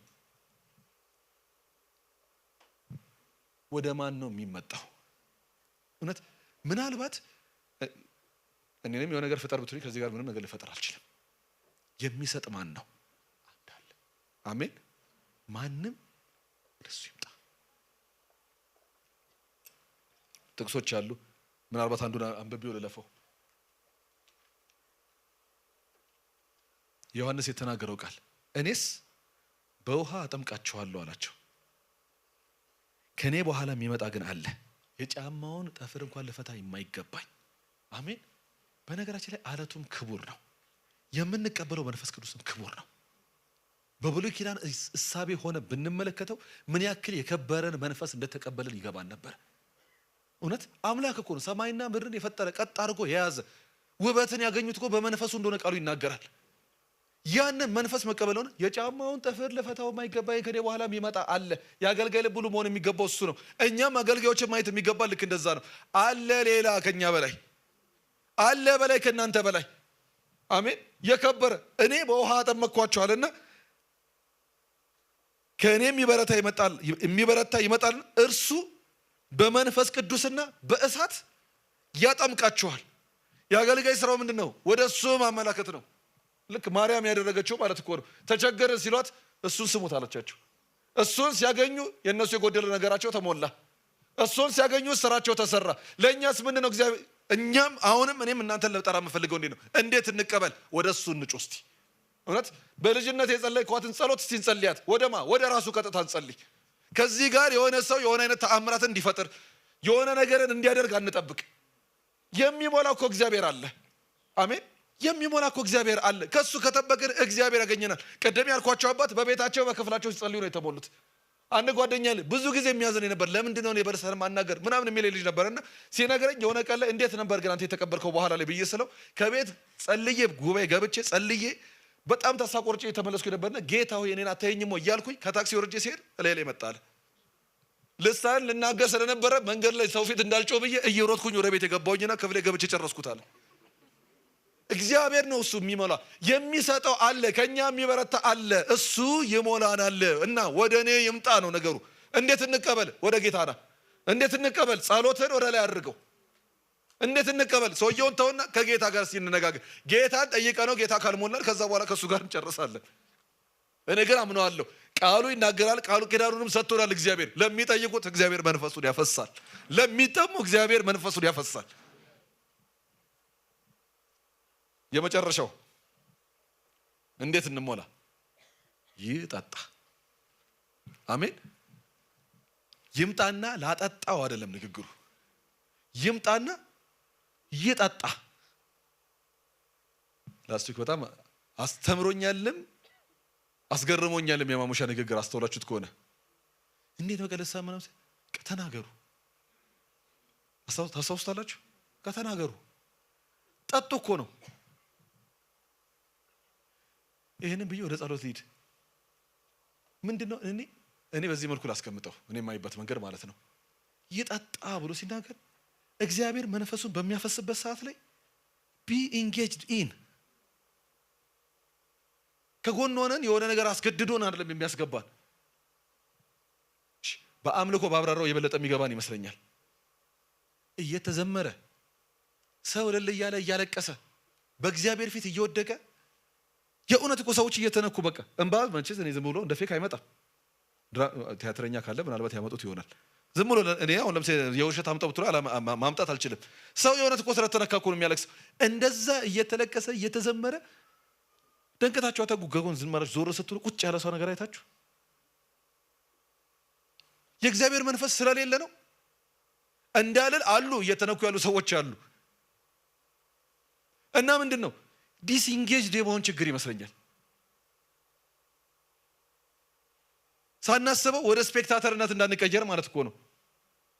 ቢ ኢንጌጅድ ኢን እግዚአብሔር ሲመጣ እንፈልገው። አሜን። እንጠጣ። መንፈስ ቅዱስ ሲወርድ በቃ እንቀበል። እኔ እቺን ቃል አንብቤያት ወደ ጸሎት ልምራ። ኢሳይያስ ምዕራፍ 55 ላይ የሚናገረው ቃል እንደዚህ ይላል። እና ቁጥር 1ና ቁጥር 6ን ባነበው ደስ ይለኛል፣ አብሮ ስላሉ ማለት ነው። ምን ይላል? እናንተ የተጠማችሁ ሁሉ ወደ ውሃ ኑ፣ ገንዘብም የሌላችሁ ኑና ግዙ። ንግግሩ ራሱ ደስ ይለኝ። የሌላቸውን ነው የሚያወራው፣ ግን ግዙ ይላል። አገዛዙንም ቀጥሎ ይናገራል። ብሉም ኑ ያለ ገንዘብ ያለ ምንም ወይን ጠጅና ወተትን ግዙ። ያለ ምንም ገንዘብ ኑና ግዙ። በቃ ለማንም ይሰጣል እኮ ይሄ ነው።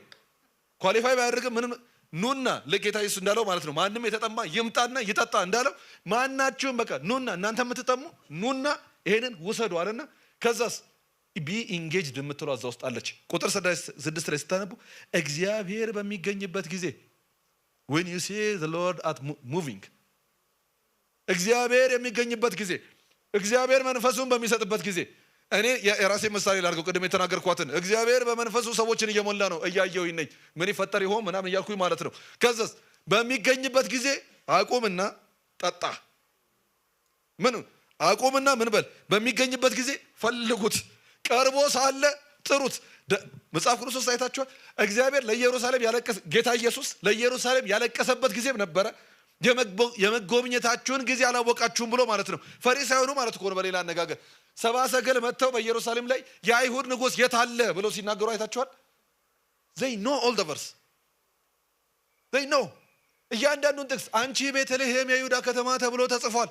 ሄሮድስ ጠርቷቸው ማን ነው የት ነው የሚወለደው? በይሁዳ በቤተልሔም ነው፣ በይሁዳ ከተማ በቤተልሔም ነው የሚወለደው ምናምን ብለው ተናግረው they didn't even went there to see ለማየት አልሄዱ።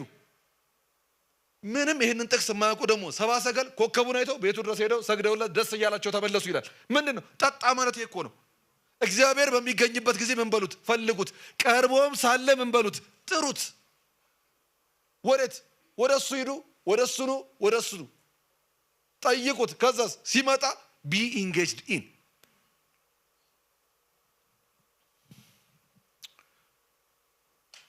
ማንም አሜን። ማንም የተጠማ ማን ነው ኳሊፋይ የሚያደርገው? ማንም የተጠማ ለማን ነው? ለማንም ማንም ሰው መጥቶ መቀበል ይችላል። ምን ይሁን? ይጠማ መንፈስ ቅዱስን። እግዚአብሔር ረሃባችን ይፈውሰው። እሱ ከሆነ ችግራችን አሜን። ምናልባት እሱ ከሆነ ክፍተታችን እግዚአብሔር ረሃባችን ይፈውሰው። ምክንያቱም ማንም የሚለው ላይ ችግር እንደሌለብን አውቃለሁ። ለሁላችንም ክርስቶስ ኢየሱስ ደሙ ኳሊፋይ አድርጎናል። ኳሊፋይድ የሆነ ሰው ያልሆነ ሰው የለም። ሁላችን ሆነናል። ምናልባት እሱ ጋር ይሆን ክፍተታችን። እስቲ እንጠማው ጌታን። እስቲ የማይለቅ ማንኳኳት ውስጥ እንግባ። ያለ መንፈስ አይሆነኝም ወደሚለው ህይወት ውስጥ እግዚአብሔር ያስገባል። ዛሬ ባይሆን ነገም እቀጥላለሁ፣ ነገም ባይሆን ከዛ በኋላ እቀጥላለሁ። ያዕቆብ እኮ በዚህ ነው በረከቱን የተቀበለው። የአብርሃም የይስሐቅ እንደ ውልደት ቢሆን የኤሳው አምላክ የሚባለውን የተቀየረው በምንድን ነው? የእድሜ ልክ መጠማት ውስጥ ያለ ሰው አለ። ያኛው አቅሎታል፣ ይሄኛውስ የእድሜ ልክ መጠማት ውስጥ ነው። ታገለ፣ መጨረሻ ላይ ስሙን ቀየረው እግዚአብሔር። ከዚህ በኋላ እስራኤል ብያለሁ አለው። የእግዚአብሔር መጠሪያው የአብርሃም የይስሐቅ የያዕቆብ አምላክ ተባለ። ለምን? ተጠማ። አሜን። ወዴት ነው የምንሄደው? ስንጸልይ ወደ ጌታ እስቲ እናድርገው። ዛሬ አሁን እዚህ ጋር ስንጸልይ የሚሰማን እግዚአብሔር አለ። በማዕከላችን እኮ አለ እግዚአብሔር። ጉዳዩን ከጌታ ጋር እናድርገው፣ ከእግዚአብሔር እንጠይቅ። እግዚአብሔር የሚመልስ አምላክ ነው። አሜን። መንፈሱ የሚፈስበት ሰዓት ላይ እኛም ኢንጌጅድ ኢን እንሆን፣ ከእግዚአብሔር ጋር እንገናኝ። አሜን። ከመንፈስ ቅዱስ ጋር እንገናኝ፣ እንጠጣ። ዶንት ሉዝ ዘ ኦፖርቹኒቲ። መንፈስ ቅዱስን መቀበል። እግዚአብሔር መንፈስ ይሙላል። አሜን። በዚህ መንፈስ ወደ ጸሎት ልምራ። እግዚአብሔር መንፈሱን እንዲያፈስልን ሙላን ብለን እግዚአብሔርን ጠይቀዋለን። አንድ ጊዜ ግን እስቲ ቁጭ በሉና የምትንቀሳቀሱ ሰዎችም ካላችሁ አንድ ጊዜ ቁጭ በሉና ይሄንን ጥሪ ለአዲስ ሰዎች ማድረግ እፈልጋለሁ። የእግዚአብሔር በረከት ብቁ ያልሆነውን ሰው ሊያበቃ ነው የመጣው። ጌታ በመንፈስ ቅዱስ ማለት ነው። ህይወታችሁ ምን አይነት እንደሆነ አላውቅም። ምናልባት ከእግዚአብሔር የራኩኝ ሰው ነኝ ያለ ሰው ይኖር ይሆን? በየትኛውም ሁኔታ ውስጥ ነው፣ በየትኛውም ድካም ውስጥ ነው፣ በየትኛውም መዛል ውስጥ ሆኖ ምንም ያክል ዕውቀት የጎደለኝ ሰው ነኝ ልትሉ ትችላላችሁ። ምንም ያክል ከእግዚአብሔር የራኩኝ ልትሉ ትችላላችሁ። ጌታ የተጠራው ማንም ብሎ ነው። የትኛውም ቦታ ላይ እንደሆነ፣ በየትኛውም ድካም ውስጥ እንደሆነ መጀመሪያ ላይ መንፈስ ቅዱስን የተቀበሉ እነ ጴጥሮስ በብዙ ድካም ውስጥ የነበሩ ናቸው። ክርስቶስን እስከ መካድ የደረሱ ሰዎች ናቸው። እግዚአብሔር ግን ማንም ብሎ ስላለ ሞላቸው። ኃይልን አገኙ። ጌታን በአደባባይ መሰከሩት። ለማንም ነው። እኔ በመጀመሪያ የምጣራቸው ሰዎች እስካሁን ድረስ ሕይወቴ ለክርስቶስ ኢየሱስ አልሰጠሁም፣ አማኝ አይደለሁም የምትሉ ሰዎች ካላችሁ፣ ሕይወቴ ከጌታ የራቀ ነው የምትሉ ሰዎች ካላችሁ፣ ምናልባት በጣም የተበላሸ ሊሆንም ይችላል። እግዚአብሔር በፍቅሩ ይጣራል። ክርስቶስ ኢየሱስ የኃጢአተኞች ወዳጅ ተብሎ ተጠርቷል። የማይገባንን እኛን አዳነህ ጌታ። ለዚህ ለክርስቶስ ኢየሱስ ሕይወቴን መስጠት እፈልጋለሁ የምትሉ ካላችሁ እጃችሁን በአካባቢ ላሉ አስተናጋጆች አሳዩአቸው። ከላይም አሉ፣ እዚህ ታችም አሉ። ወደዚህ አልጠራችሁም፣ ቁሙም አልላችሁም። አስተናጋጆቹ እናንተ ያላችሁበት ጋር መጥተው ያናግሯችኋል።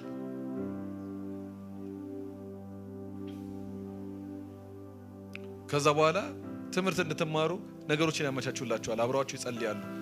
ግን በአካባቢው ላሉት አስተናጋጆች እኔ እስከዛ የቸርች ሰው አይደለሁም፣ ሄጄ አላቅም፣ ግን ዛሬ ግን ሕይወቴን ለክርስቶስ መስጠት እፈልጋለሁ የምትሉ ከሆነ እጃችሁን ለነሱ አሳዩአቸው።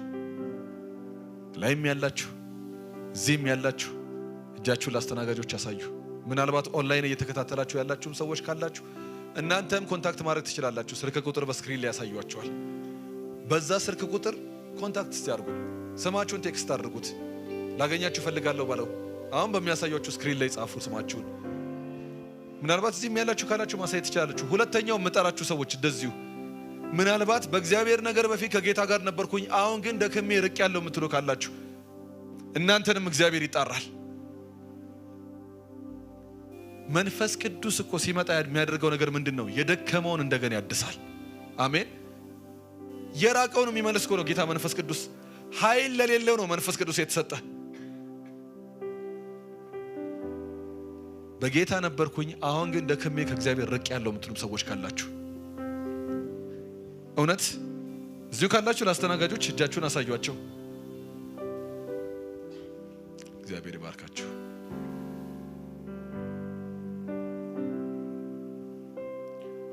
ወደ መጥተው ያናግረዋል።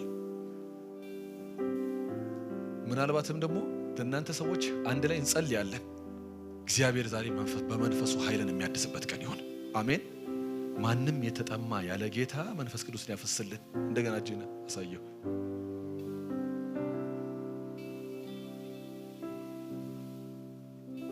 ሌሎችም አላችሁ ከጌታ ጋር ነበርኩኝ አሁን ግን ርቅ ያለው ሕይወት የመልሶ ደክሟል የምትሉ ካላችሁ ኃይላቸውን እንደ ንስር ያድሳሉ ነው የሚለው። አሜን። እንደ ንስር በክንፍ ይወጣሉ። እግዚአብሔርን በመተማመን የሚጠባበቁ ነው የሚለው። ኃይላቸውን ያድሳሉ። እንደውም እዛ ጋር ሲናገር ምንድን ነው የሚለው? መንገዴ ከእግዚአብሔር ተሰውራለች ለምን ትላለህ አይደለም የሚለው። በቃ ፍርዴ ከአምላኬ አልፋለች ያሉ ሰዎች ናቸው። እና ከእግዚአብሔር ጋር እኛና እግዚአብሔር ተላልፈናል የሚሉትን ሰዎች አልሰማችሁምን? አላወቃችሁምን? ይላል ቃሉ ላይ ሲናገር። እግዚአብሔር ለደካማ ኃይልን ይሰጣል፣ ጉልበት ለሌለው ብርታትን ይጨምራል። ጎበዛዝት ምናልባት ይደክማሉ፣ ኃይል አላቸው የተባሉ ሰዎች ይደክማሉ። እግዚአብሔርን በመተማመን የሚጠባበቁ ግን ኃይላቸውን ያድሳሉ። እግዚአብሔር ኃይልን ያድሳል። እንደዚህ እንዲያድስላቸው የምትፈልጉ ሰዎች ካላችሁ እጃችሁን አሳዩአቸው፣ ወይ ደግሞ ስማችሁን በዚህ ስልክ ቁጥር ላኩ። በመጨረሻ ለጉባኤ ሁሉ ማቀርበው ጥሪ እውነት ለምሳሌ ሰላም ልኮ ሲናገር መጽሐፍ ቅዱስ በማስተዋል ዘምሩ ይላል። እስቲ ኢንቴንሽናል የሆነ ጸሎት እስቲ እናድርግ። በዘለማድ የምንነሳበት ሳይሆን የእውነት ብለን የምንነሳበት ይሁን። እስቲ እግዚአብሔር ሆይ በመንፈስ ኃይሌን አድሰው የሚል ሰው በመንፈስ ቅዱስ ሙላኝ፣ እንደ አዲስ ኤክስፒሪየንስ ማድረግ እፈልጋለሁ። ምናልባትም ኤክስፒሪየንሱ የሌለን ሰዎች እንኳን ብንሆን ጌታን አምናለሁ።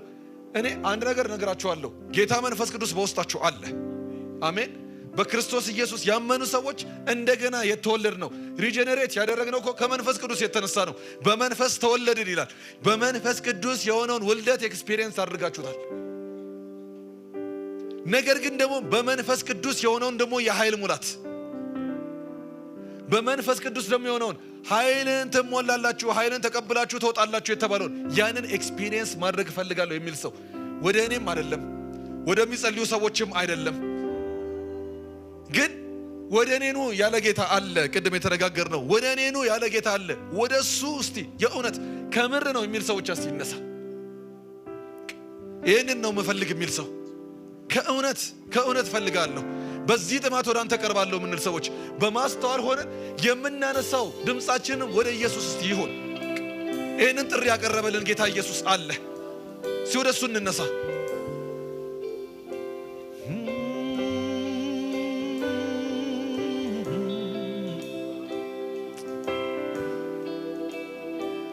ይሄን መንፈስ ቅዱስ እፈልጋለሁ የሚል በዚህ ውስጥም አንድ ላይ የምጠራው some kind of የጥሪ ሴንስ በውስጣችሁ ያላችሁ ሰዎች እግዚአብሔር ለአገልግሎት እየጠራኝ ይመስለኛል የምትሉ ሰዎች በዚህ ውስጥ አንድ ላይ ተነሱ። ሃሌሉያ! ኃይልን የሚያድስ ጌታ አለ። ኃይልን የሚያድስ ጌታ አለ። የአገልግሎት ኃይል የእግዚአብሔር ሥራ በኃይል ነው። አሜን። የእግዚአብሔር ሥራ በኃይል ነው። የኃይል መታደስ ያስፈልገኛል የምንልም ሰዎች አገልግሎት ላይ በፊት የነበረን ምናልባት ግን አሁን ላይ አገልግሎት የሚባለው ነገር አዝሎን የዚህች ምድር ትግል አዝሎን ምናልባትም ራሳችንን በድክመት ውስጥ ማግኝተነው ሊሆን ይችላል። አዝሎን ከአገልግሎት ጎለን ያለን ሰዎች ካለን እናንተም ተነሱ። የሰዎችም ሁኔታ አግዶለን ሊሆን ይችላል። በነገራችን ላይ የሰዎች ሁኔታም ራሱ ያጎላል። ጸልያንን በኢየሱስ ስም የእግዚአብሔር መንፈስ በኃይል የሚያልፍ የእግዚአብሔር መንፈስ በዚህ ቦታ ላይ አለ።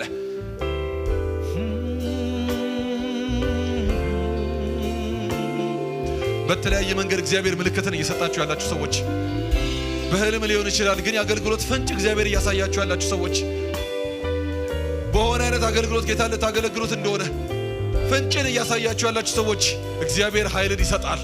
የአገልግሎት ኃይል ይሰጣል። እናንተም ተነሱ በእግዚአብሔር ፊት። እግዚአብሔር እስቲ ኃይልን አድሳው በሉት።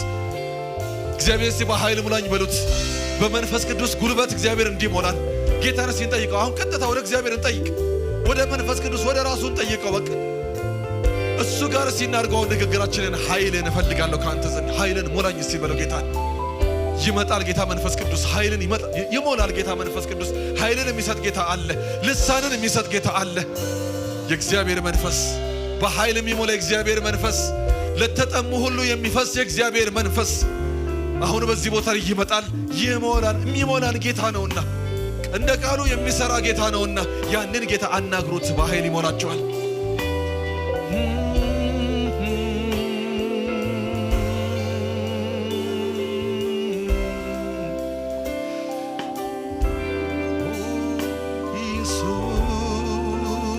ከጌታ ጋር ተነጋገሩ። ጸሎታችን በቃ ጠጡ አይደለም ያለው፣ ቀርቦ ሳለ ጥሩት አይደለም የሚለው ቃሉ ሲናገር ይህ የዛ ሰዓት ነው። በተወደደች ሰዓት ሰማዩ ይላል ቃሉ ሲናገር።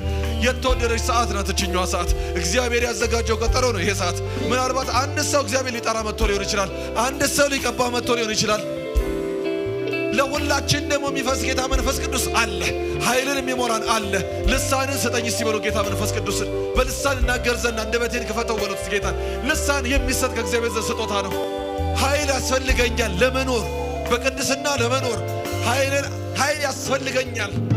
እቺን ዓለም ለማሸነፍ ማን ነው የሚያሸንፋት ይላል ቃሉ ሲናገር። ከእግዚአብሔር የተወለዱ ግን ይላል። ለምንድን? ለነሱ የሚሰጥ ጌታ መንፈስ ቅዱስ አለ። የኃይል ሁሉ አምላክ የሆነ ኃይልን ሁሉ የምንቀበልበት ኢየሱስ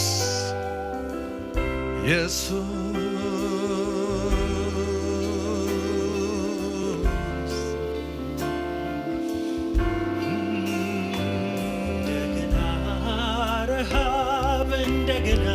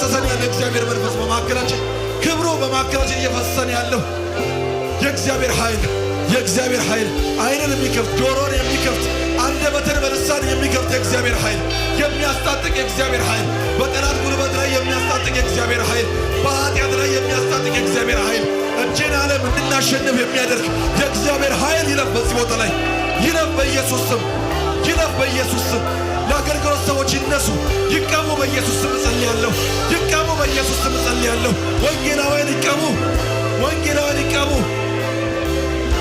አስተማሪዎች ይቀሙ አስተማሪዎች ይቀሙ መናፍስትን የመለየት ጸጋ መናፍስትን የመለየት ጸጋ መናፍስትን የመለየት ጸጋ ይለፍ በአጋንንት ላይ የሚያስነሳ ኃይል በአጋንንት ላይ የሚያስነሳ ኃይል በአጋንንት ላይ የሚያስነሳ ኃይል ክፉን የሚመታ እስራትን የሚበጣጥስ ኃይል ይውረድ በኢየሱስ ስም ኃይል ይውረድ ኃይል ይውረድ ኃይል ይውረድ ኃይል ይውረድ የእግዚአብሔር ኃይል የእግዚአብሔር ኃይል የክብሩ ኃይል የክብሩ ኃይል የአገልግሎት ጥሪ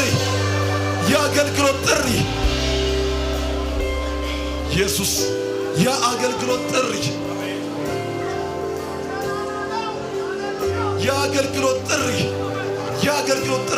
ከዛ መናፍስትን የመለየት ጸጋ አጋንንትን የሚያስወጣ የሚሰብር የሚያባርር ጸጋ በክፉ ላይ የሚያስነሳ ይለፍ እግዚአብሔር አምላክ ይለፍ በሕዝብ ላይ እግዚአብሔር አባት ኃይልን እየታጠቁ ያሉ ሰዎች አሉ ለአገልግሎት ኃይልን እየታጠቁ ያሉ ሰዎች አሉ በዓለም ላይ ሌላኛው በመንፈስ በዓለም ላይ የሚያስነሳችን ዓለም ማስካር ብቻ አይደለም ኃጢአት ጉልበት ላይ የሚነሳ ኤልዛቤልን የሚገል እንደ እዩ ያለ ሰው የእግዚአብሔር ኃይል ይለፍ። እግዚአብሔር አባት በክፉ ላይ የሚያስነሳ የእግዚአብሔር ኃይል የእግዚአብሔር ኃይል የእግዚአብሔር ኃይል የእግዚአብሔር ኃይል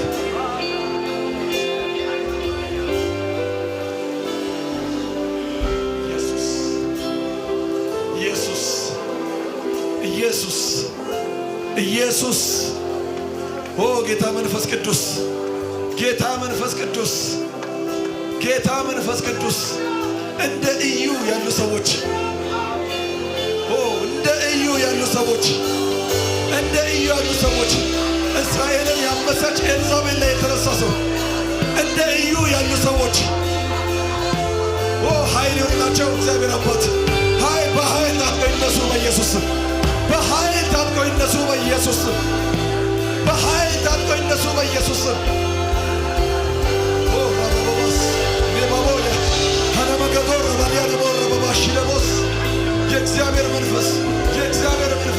የእግዚአብሔር መንፈስ ልሳን አንደበትን ልሳን ገብቶ የሚያናግር ከእግዚአብሔር ዘንድ የሚሰጥ ልሳናት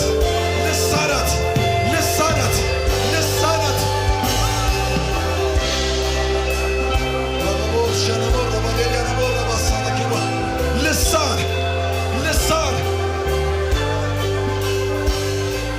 ተቀበሉ። ጠጡ ነው ወቂያ ነው። ይምጣ ይጠጣን ያለው ጠጡ፣ ተቀበሉ። እግዚአብሔር መንፈስ እያለፈ ነው። የሚለካችሁ ሰዎች ፍቀዱት፣ ልቀቁት። ኃይል እያለፈ ነው። ፍቀዱለት። ይለፍ በላያችሁ ለእግዚአብሔር ይንካ፣ ይሙላ፣ ያናግር።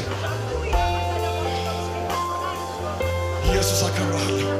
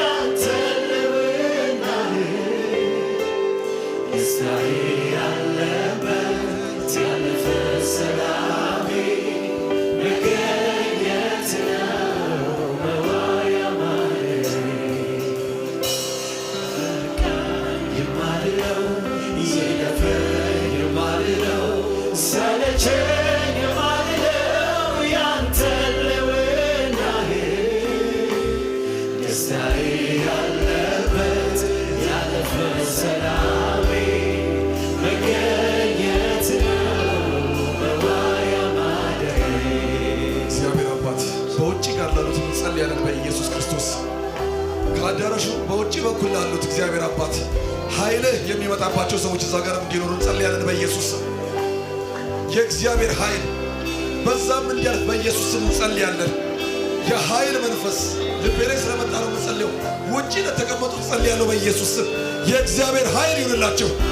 የእግዚአብሔር ኃይል ይሁን። እግዚአብሔር አባት ከአንተ ዘንድ የመንፈስ ኃይልን ትቀበላላችሁ እንደሚል ቃል በሁሉ መንፈስ ቅዱስ ሞላባቸው እንደሚል በኢየሱስ ስም እንጸልያለን። ኃይል ይሁን፣ የመንፈስ ቅዱስ ኃይል ይሁን። በሁሉ እንደሞላ በሁሉ ይሙላ በኢየሱስ ስም። የእግዚአብሔር መንፈስ ኢየሱስ አከብርሃለሁ፣ ኢየሱስ አከብርሃለሁ፣ አከብርሃለሁ ጌታ መንፈስ ቅዱስ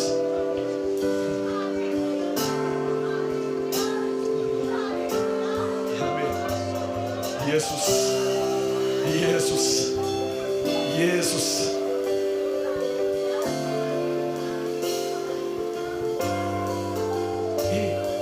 መናፍስትን የመለየት መንፈስ ስለሚለኝ መናፍስትን የመለየት መንፈስ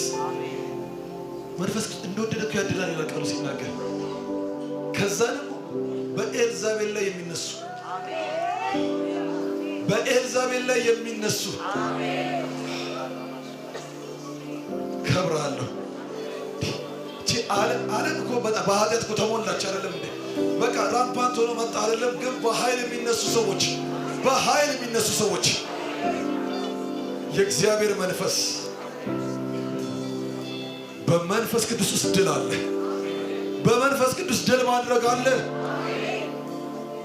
ከብራለሁ እግዚአብሔር አምላክ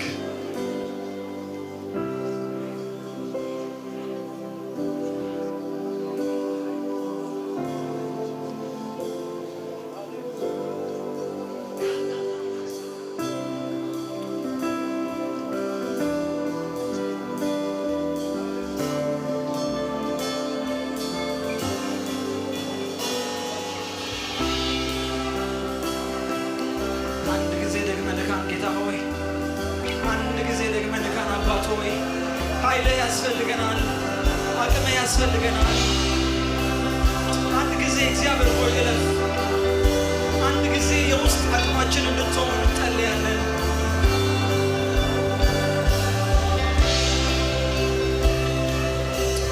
የደከመች ነፍስ እንድትጽናና፣ በኃጢአት ትግል ውስጥ ያለች ነፍስ ድል እንድትነሳ፣ በክፉ ምክር የምትሰክር የምትንገዳገድ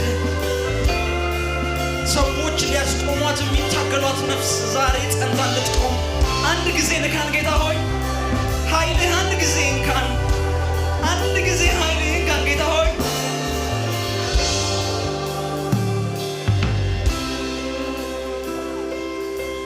አንድ ጊዜ የእግዚአብሔር ኃይል ይንካን። አንድ ጊዜ የእግዚአብሔር ኃይል ይንካን። አንድ ጊዜ የእግዚአብሔር ኃይል ይንካን። በጨለማ ፊት ማቆም የሚችል እግዚአብሔር ኃይል ብቻ ነው። የሲኦል ደጆች የማይቋቋሟት የእግዚአብሔር መንፈስ ያለባት ቤተክርስቲያን ነች። ዙሪያዋን የምትቀይር፣ አካባቢዋን የምትቀይር፣ በገባችበት ስፍራ ለውጥ የምታመጣ የእግዚአብሔር መንፈስ ያለችባት ቤተክርስቲያን ብቻ ነች። አንድ ጊዜ ንካን ጌታ ሆይ፣ አንድ ጊዜ ንካን። ጨለማን የምናጋልጥበት ኃይል አንድ ጊዜ ያገኘን። ኃጢአትን እምቢ የምንልበት ኃይል አንድ ጊዜ ያገኘን።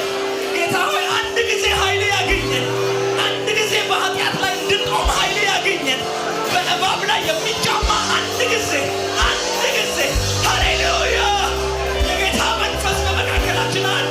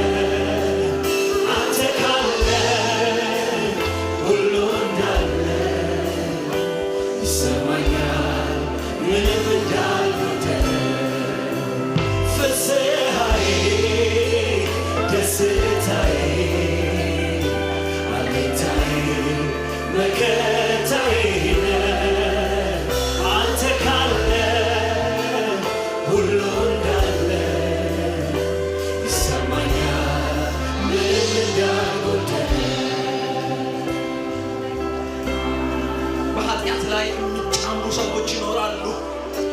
ኃጢአትን ማሸነፍ ትግል የሆነብን ሰዎች፣ የስውር ኃጢአት፣ የድብቅ ኃጢአት፣ በባህሪ ላይ የሚገለጥ ኃጢአት ዛሬ የጌታ የእግዚአብሔር መንፈስ ከላያችን ላይ ያንሳ።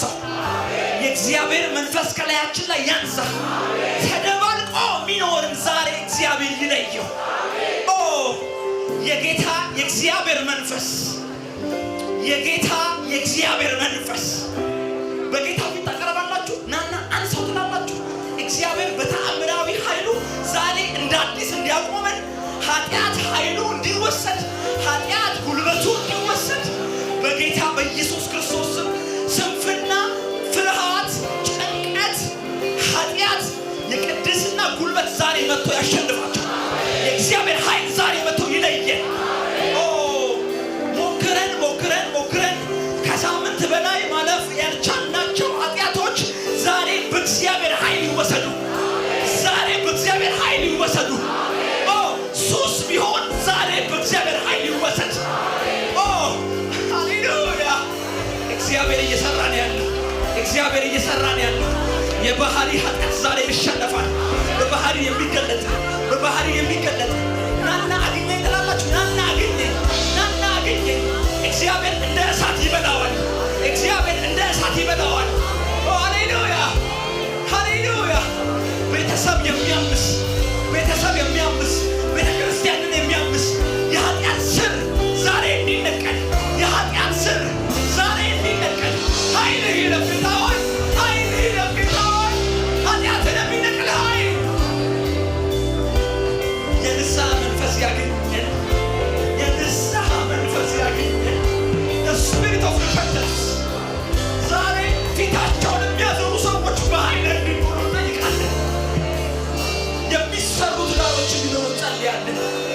የቆሰሉ ልቦች ዛሬ ይፈወሱ።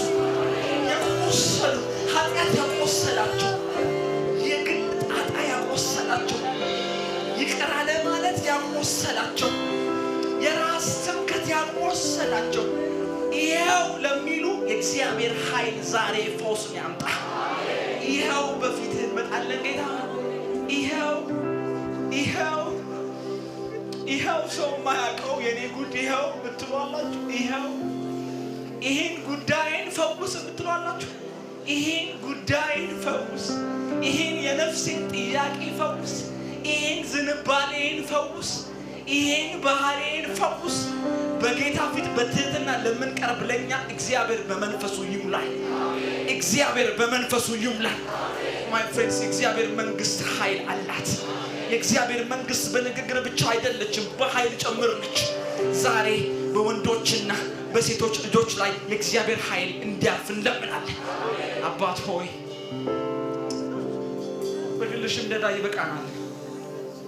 ጌታ ሆይ ዓርብ እሑድ እያልን አቴንዳንስ መሆን ይበቃናል።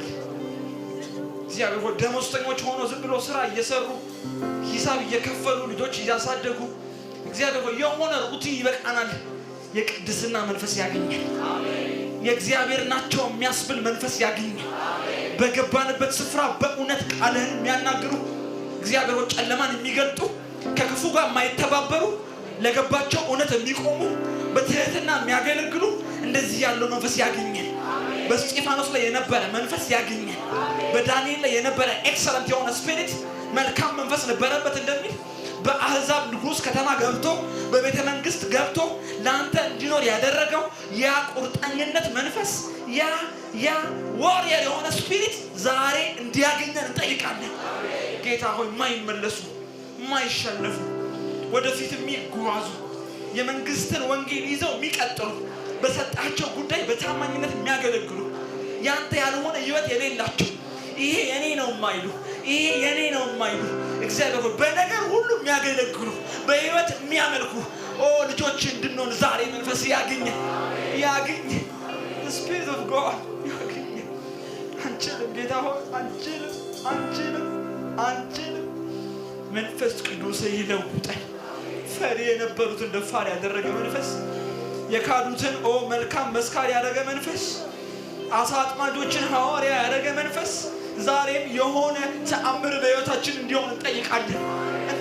ጌታ ሆይ እንጠይቃለን። የሆነ የአመለካከት ለውጥ እንዲሆን እንጠይቃለን። የሆነ የጸሎት ኃይል እንዲያገኘን እንጠይቃለን። መመርከኪያችን እንዲታደስ እንጠይቃለን። ጌታ ሆይ ኃይልህን አግኝ።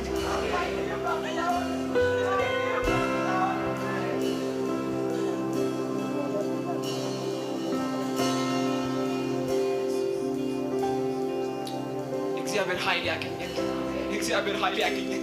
ማይ ፍሬንድስ የእግዚአብሔር ኃይል ያስፈልገናል። ይሄን ጨለማ ለምንጋፈጥበት የእግዚአብሔር ኃይል፣ ለአንዳንዶች ጥበብ የሚሆን የእግዚአብሔር ኃይል፣ ለአንዳንዶች መገለጥ የሚሆን የእግዚአብሔር ኃይል፣ ለአንዳንዶች ትህትና የሚሆን የእግዚአብሔር ኃይል፣ ለአንዳንዶች ቅድስና የሚሆን የእግዚአብሔር ኃይል። ሃሌሉያ! እግዚአብሔር በመካከላችን አለ። የጌታ መንፈስ በመካከላችን አለ። ክብር ለአብ ይሁን፣ ክብር ለወልድ ይሁን፣ ክብር ለመንፈስ ቅዱስ ይሁን። ኃይሉ በመካከላችን አለ፣ ኃይሉ በመካከላችን አለ። ከዚህ በላይ ለአብ ክብር ይሁን፣ ከዚህ በላይ ለወልድ ክብር ይሁን፣ ከዚህ በላይ ለመንፈስ ቅዱስ የማያቋርጥ ጭብጨባ። በመካከላችን ኃይል አለ። እናመሰግንሃለን ጌታ ሆይ። ኃይል አለ በተባረክ፣ እጅህ አለ በተባረክ። Thank you, thank you, thank you Lord, thank you Lord.